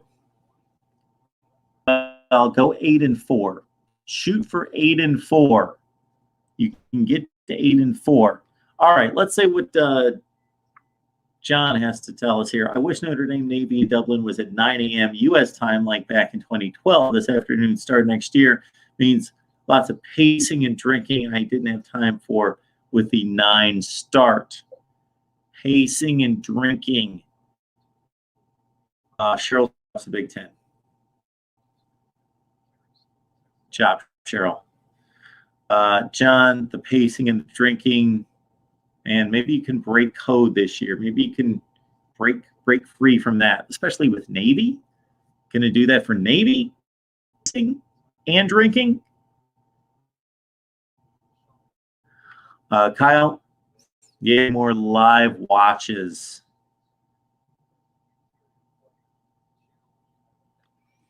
Mark Rogers TV on the road. We'll leave the light on for you. Oh, yeah. We already saw this. Okay, we've carved through. We've done a full night's work in 2 hours and 3 minutes and counting right here at Mark Rogers TV, the voice of college football. Again, please like the video, comment to the videos, share the videos, follow me on Twitter right here. I am just telling you right now, even if you could care less what I post on Twitter, just follow me. If you like the channel, this is key right now, especially. Just follow me on Twitter. I'm not going to follow you unless you ask me to follow you back, and I will. Right here, Mark Rogers TV, the voice of college football. Follow me on Twitter. We'll see you soon. I've got videos coming out 5 a.m. in the morning. No, it's Saturday tomorrow. 9 a.m. I don't know exactly who it is, but I've got positional breakdowns coming from, and John, if you're still watching, we've got to do Notre Dame. Alabama, Auburn, LSU, Georgia, Florida, Kentucky, South Carolina, Clemson, Florida State, Miami, North Carolina, Virginia Tech, Ohio State, Michigan, Penn State, Minnesota, Oklahoma, Iowa State, USC, UCLA, Washington, Arizona State, UCF, and Notre Dame. Position previews and spring coverage. And yes, we need to add Texas A&M and Nebraska and Wisconsin and schools like that. And I was almost out the door, but we'll keep going here. Mark Rogers TV. Who's on the line? Hey, Mark, it's 28AD28. There he is. How are you? I'm splendid. I'm doing just fine. It's been a while. How you been? Yeah, everything's good. I see you're out and about traveling. Oh, yes. Yes, always on the go. Never a dull moment. I guess not. Mark, Mark, I just wanted to get your thoughts real quick on the proposed rule with the one-time transfer that's out there now. Mm-hmm. What do you think of that? Do you think it's good? What do you think of it in for college football? All right. So, unfortunately, what's good for the student athlete and what's good for college football may not be the same thing. I would like it to be the same thing. Then we could do what's right for the student athlete and what's good for the game.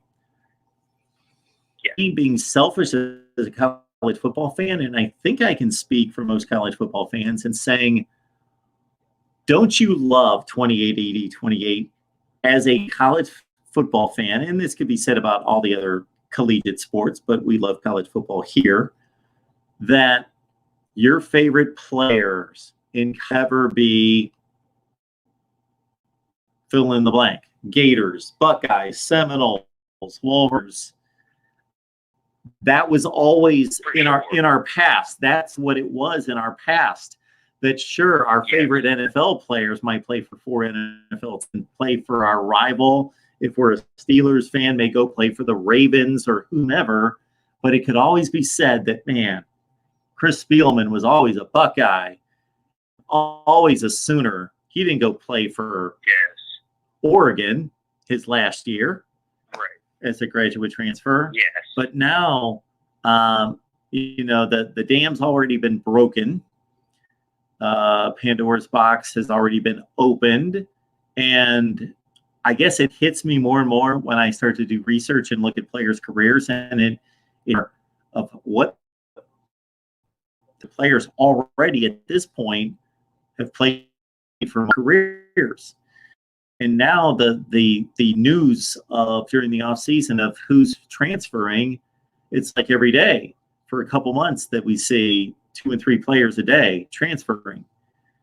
And it pains me as a college football fan that there's not that purity of allegiance to a school. That said, that's as a selfish college football fan. In terms of the plight of the student athlete, we've got to think about why does a student athlete there's 15 reasons we could come up with. But one of the main ones is the relationships that are built between that student athlete and certainly the head coach, but even more so, as you know, the position coach who recruited him. The linebacker coach. Well, because, and I'm going to take a stab at this, the average college football coach, major college football coach, probably stays at a particular school. I'm going to guess the average duration is 3 to 4 years, something in that range. Most players don't make it through an entire collegiate career in one school with one coach. So, yeah, it's kind of scary. The coach and the coaching staff that they committed to aren't going to be there because the coach always takes a handful of guys. Coach obviously wants his own, and probably 10 or 15% of coaches, assistant coaches, last through a coaching transition at the head coaching position.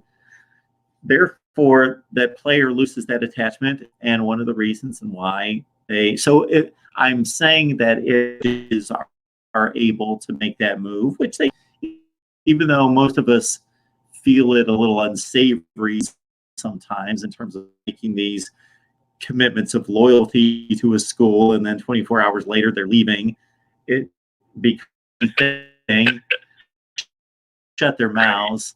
And I know it's a difficult position when you're in negotiations, but you're still trying to represent your current team, and you don't know for sure, or it's not, the ink's not dry, but it's just seedy the way it's presented. That if the head coaches can move, because we live in a free society, why not the players under certain conditions, and this being one of them? Yeah, I think the whole coaching thing is interesting. When coaches move, I do think players should be able to jump and matriculate as they need to. The one thing I'm scared of though for college football is that I just don't want to see it turn into a circus. You know, I mean, like for instance, the guy I was talking to the other day, he's a big Ohio State fan, and he was talking about your receiver Garrett Wilson, fantastic young talent. Mm-hmm. And he said, so next year Ohio State wins the national championship. What if Garrett Wilson? Now I feel like I want to go back home and see if I can win one for Texas. Yeah. And he just bolts. I want to be the first player to win the national championship at 2 different schools. So a guy just bolts. You know, how does that impact? I mean, rosters will be impacted by things like that. And sometimes kids jump without really knowing the impact of what they're doing, but it sounds cool to do it. I want to be the first to do something, so they just jump. And is that going to, you know, it'll turn the game into a bit of a circus. I just don't want to see it turn into like free agency for college football. I hear you, but I don't know how that's going to. Coaching churn is so great between coaches moving up, getting better offers, and then coaches obviously underachieve before they get fired. So, how many coaches do you think we had change head coaching jobs out of 130 schools this year? Oh gosh. It's got to be 12 to 15 a year. Mm-hmm. Probably it's something like that. So it's about 10%. Maybe it's more than that. Because for everyone that leaves, that automatically, of course. So, and have a lot of players at least have the ability to leave. It would be interesting to know, into the future, how many would choose to leave versus how many could be retained to say, hey, you chose the school for these other reasons. It's a great place to play football. It's a great place to go to school. You like the location. You're close to home, or whatever the reasons are, and are able to retain the kids. But man, I just don't think this is good.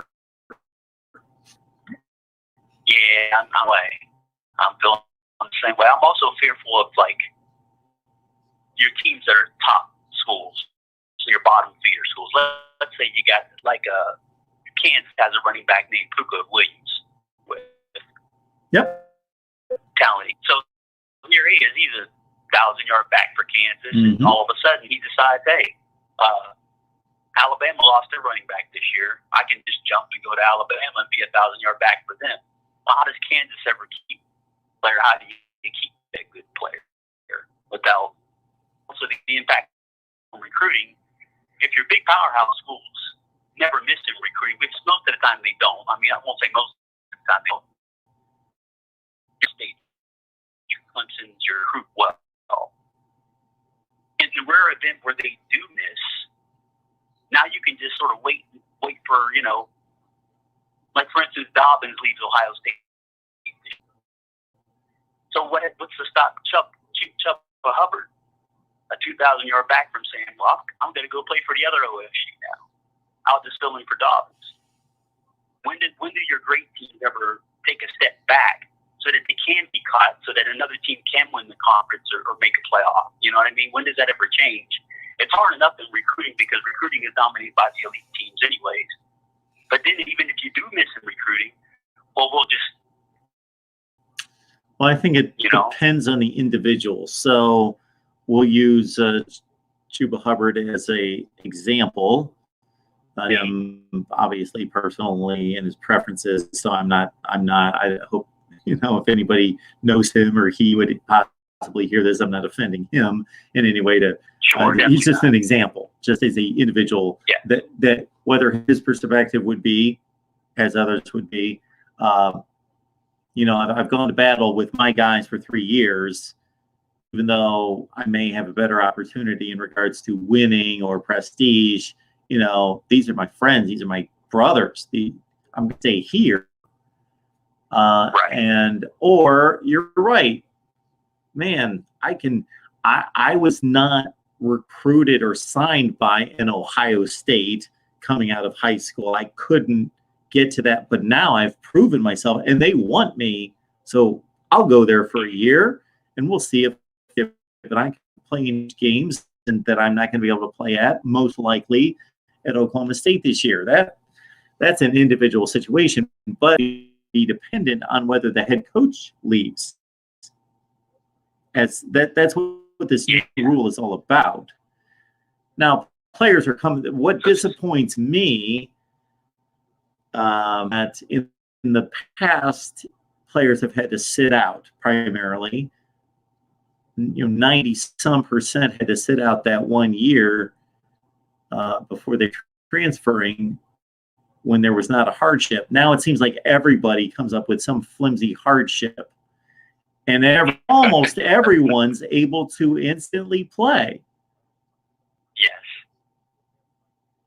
Yeah, that's kind of scary. Yeah. Yeah, maybe I'm just old, and I'm sure most of the young kids don't necessarily mind it. But like you said, as a older fan, you're used to that tradition. It's just what you're used to. You're not used to seeing a guy play for 2 and 3 different schools in one career.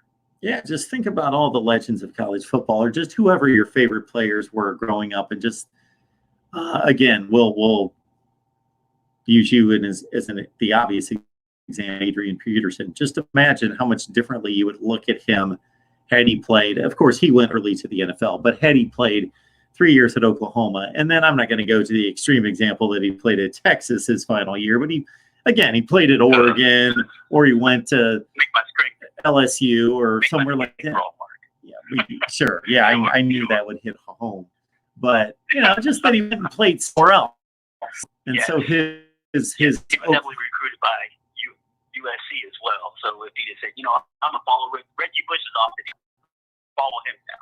Look at what we see. Think of this. Look at what we see at these schools. And Miami's the most famous for doing this, but we see it at all the major schools now because I think they've copied Miami to a certain extent, where they know that it's a great recruiting draw to bring in these NFL stars to stand on the sideline. You'll see a bye week for certain NFL teams, and you'll see their players hanging out on the Ohio State sideline, the Clemson sideline, whatever team it is. And that's a great draw in recruiting, and it kind of shows off, hey, look at who we – well, right. Ezekiel Elliott, who's a guy that I've seen on the Ohio State sidelines, well, he didn't play 3 years and go play a year at Texas. He's an Ohio State Buckeye, or else he wouldn't be standing on the Ohio State sideline 5 years later saying, I'm a Buckeye, this is my team. Be like, okay, well, you went and played at Texas for a year. Like,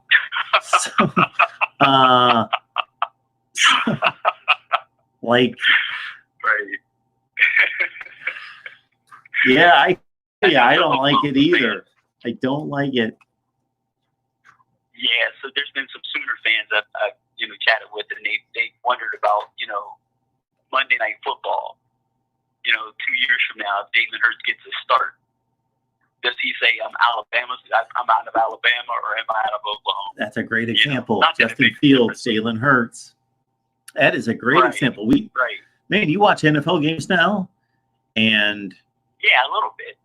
Well, I'm just basically saying, if you watch NFL games now, sure, there are examples of that, but they don't come to mind every time. Guys are ripping off where they went to school. I'm like, okay, yeah, that's where they went to school. But we are going to see that more and more. We saw 2 of the 4 Heisman finalists. Of the 4 Heisman finalists, I'll correct myself. 3 of the 4 Heisman finalists played for multiple schools. Hurts, Fields, and Joe Burrow. Young, it was.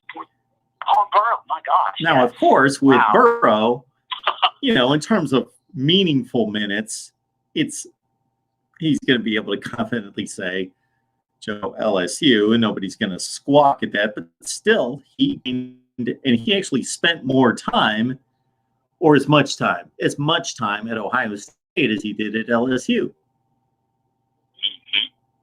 Sure. And he's from Ohio, so the hero effect a little bit there. Yeah. You know, Ohio still claims and loves him, you know. Yep. So, yeah, it's interesting, Mark. It's very interesting, and it's just, I don't know, not that it's necessarily a bad thing, but it's just going to be different for those of us who aren't used to it, you know. We're how this house is going to look 10 years from now. Yeah.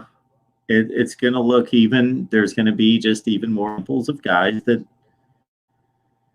played in multiple places. But I think unlike us who are used to growing up, I just think that kids that follow sports are just much more educated early on that, hey, this is a business and this is what the way it's going to be, and and they're not fazed by it. The loyalty aspect is not as prominent or important to them. Sure. Mark, one more thing for you, and then I'll let you go. What do you think of Day's new contract? I believe they're certainly rewarding him for a job well done through 1 year, and by all indications, he's going to have a great run there, and they want to get out ahead of just showing their confidence in him and probably getting ahead of, you know, showing their trust in him, that that they kind of, hey, we believe in you, so when you start to gain some other considerations and opportunities, you're going to remember what we did for you early in the game. Sure. I think that's so. what Meyer goes undefeated his first year in Columbus. Yep. Day goes undefeated his first year in Columbus. Yeah. Do you foresee a scenario where Day could surpass Meyer? See, what's funny is I think Ohio State fans said Ryan Day just went undefeated for the regular season and went to the playoff.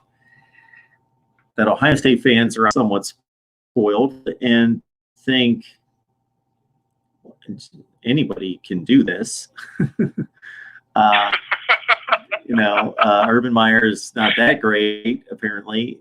I would think that I think if you ask not most Ohio State fans, but a fairly large portion of Ohio State fans, they're not that impressed with Urban Meyer. They're more out the failures that really cost them. And you know this, that Urban Meyer run, for as great as it was, 83-9, 91% winning percentage. Who does that? Nick Saban, that's it, at Alabama. But Nick Saban didn't do it for his entire career like Urban Meyer has. Their winning percentages aren't close. That what comes to mind for Ohio State fans, for as great as that run was, they were like 2 or 3 wins from an excruciating losses. And I'm not even thinking about the blowouts against Purdue and Iowa. There were like much closer games that like one play changed. He could have won like 4 national championships. Or his team could have been given, not his fault entirely, been given the opportunity that other teams were the last 2 years he was there of getting in. Sure. So Ryan Day to keep this pace up is a bit much, as one of the more incredible statistics winning that I can come up with since 2004. We're in 2004, Ohio State's worst record in the Big Ten, other than the interim year with Luke Fickell. So we'll take that. But we're still going through 15 or 16 football seasons. Their worst 7-1. Right. That's their worst season. Yeah, there's no bobble in there. It's a consistent hum over the rest of the conference. Yeah. A very consistent hum over the rest of the conference. Yeah, it's like what Oklahoma's doing. But even Oklahoma's had some, not let out. Obviously, TCU and Baylor had their turn, and Texas was great in 09. But Oklahoma's dominated that conference, too, in a similar fashion. Sure. It's hard, I think, when it's hard when teams get on those kind of runs. You know, I think the other teams in the conference, I think at some point lose confidence. You just don't think, you start feeling like you can't do it. You're not going to beat them. I mentioned a few minutes ago, I don't know if you were listening, that it seems like somebody brought up Michigan. That Michigan's kind of leveled out. Harbaugh took over of what they could do. And besides not beating Ohio State, his first 2 years were very successful.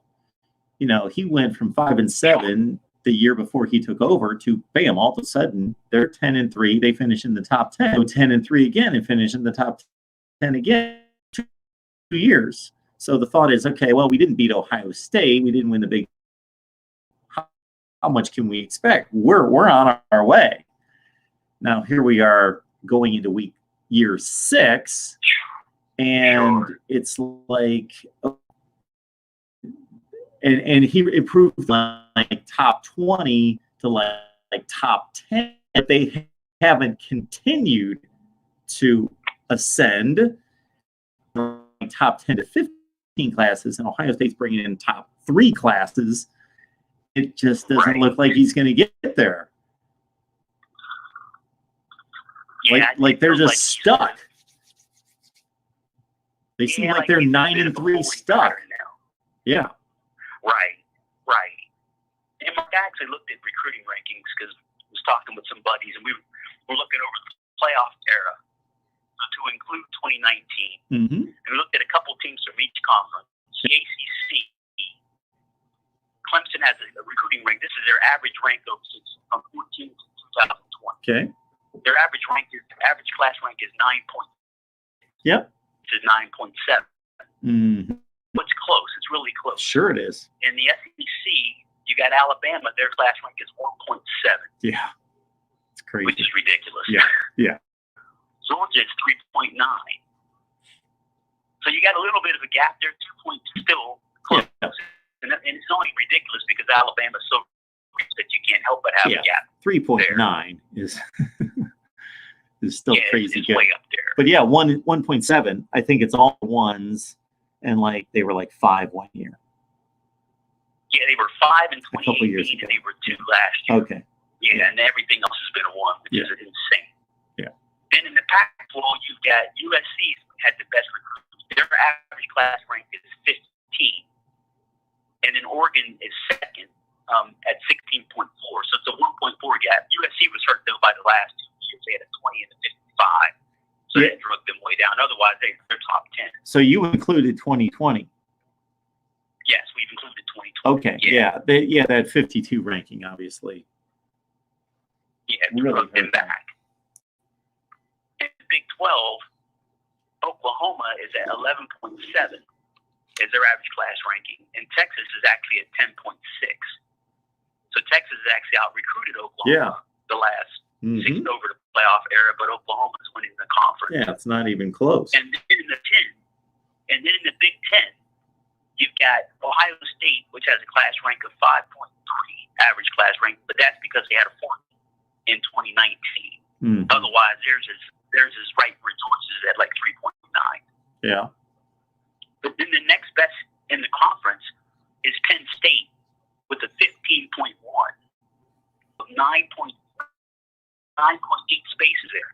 So if I add up the other four Power 5 conferences, I get an aggregate total of 2.8 for the gap.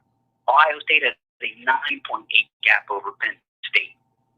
And Michigan's at 16.3. So they're 11 spots behind Ohio State. Yep. And that, I think, accounts for a lot of the consistent, you're not getting close to us. And even last year when everybody was hyping Michigan and saying, well, this is year they beat Ohio State because Ohio State has a new coach. Who knows what Justin Fields is going to do? back, this is going to be their year. The game is in Ann Arbor, and you see how it turned out. Yeah, those are interesting numbers, and certainly the player development at Clemson, developing very, very good players. 9 point, whatever it was, 6 is still really good. But they've turned the roughly 10th best talent in the nation into arguably the best program and the best team in that 5 to 6 years, one of the 2 best. Impressive. And they've gone head-to-head with the team that's probably underachieved in terms of having elite talent as much as anybody or more than anyone. A top 10, Florida State, playing like top. Florida State the last 3 years, of course, is 7-6, 5-7, and 6-7. They are 2 games under 500, so they're playing like top 70 football, and they've got top 10 talent. Yeah, that's pretty amazing too. Thinking about the teams they had in the 90s, in the 80s and the 90s that were unbelievable, Sure. and that long run top 5 finishes for Bowden. To think that they're 6-7 at any point is just like unfathomable. You know? Yeah, that's amazing. Yeah, but I think Ohio State's dominance in the conference will continue. I don't see. I know Penn State's getting a lot of love right now, and a lot of people have them. Some folks have them top 5. Not sure. I think there's just a mental edge that teams enjoy when you win so much.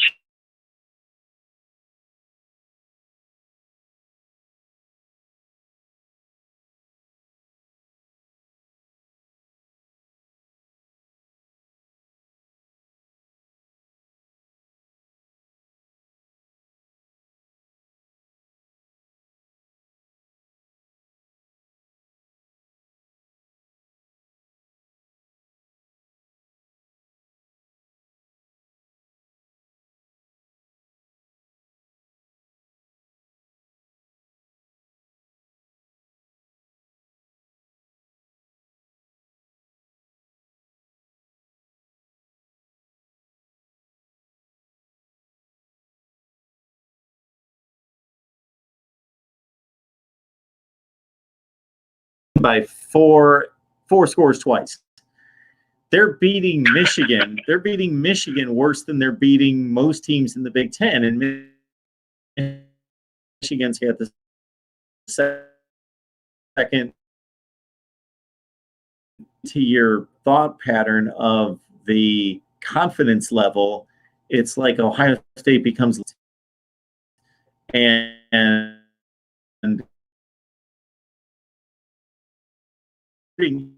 edge is like a touchdown, but it becomes a touchdown.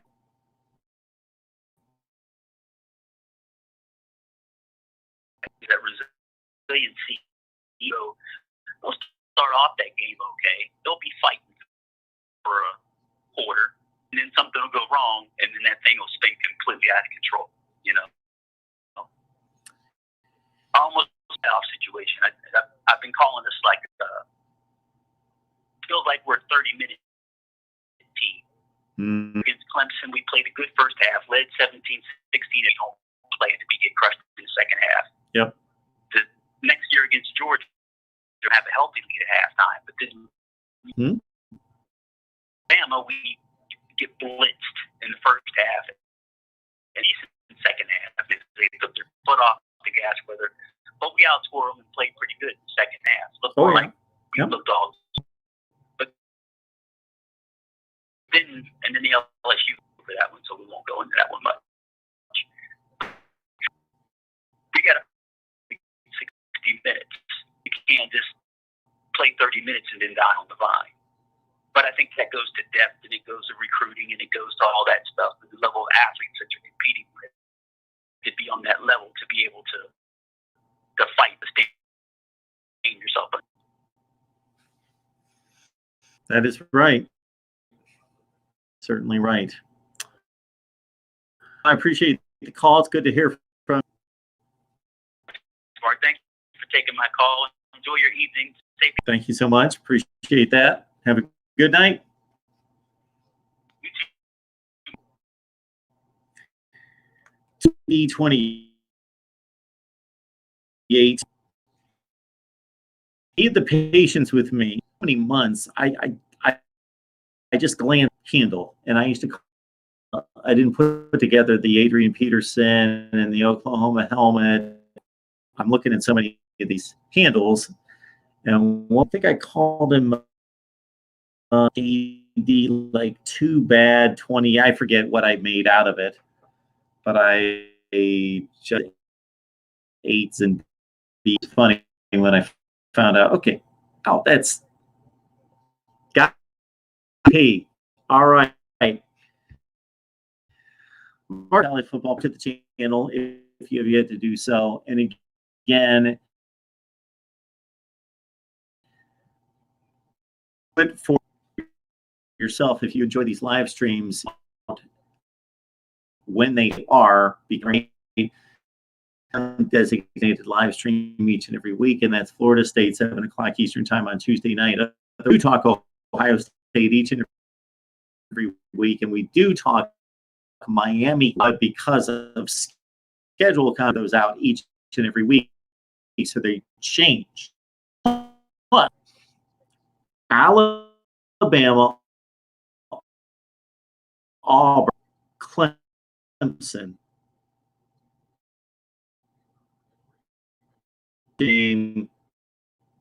USC, we all did live streams. Obviously, so subscribe on the notification, and you get the notifications. Follow me on Twitter. I'm going to be launching a daily,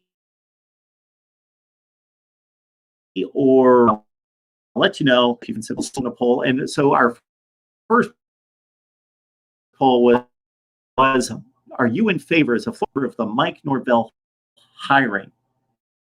Not in favor. And then last check, we had over 500 votes. So we will announce these. Mark Rogers TV, the voice of college football. We'll see you next time, and I will read the fence to see if we've got anything worth noting.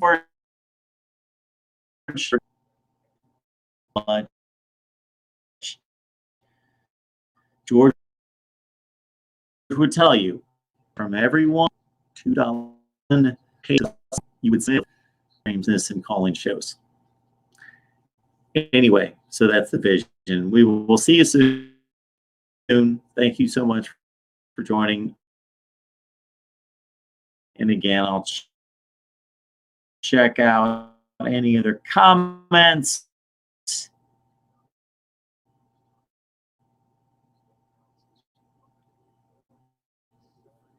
Murder. Good to see. And the hotel's awful in terms of sticking with me. I've got videos being released. You see the spring preview position that we post every day, and I will be back live maybe sometime over the weekend, but tonight at 7 o'clock with better Wi-Fi.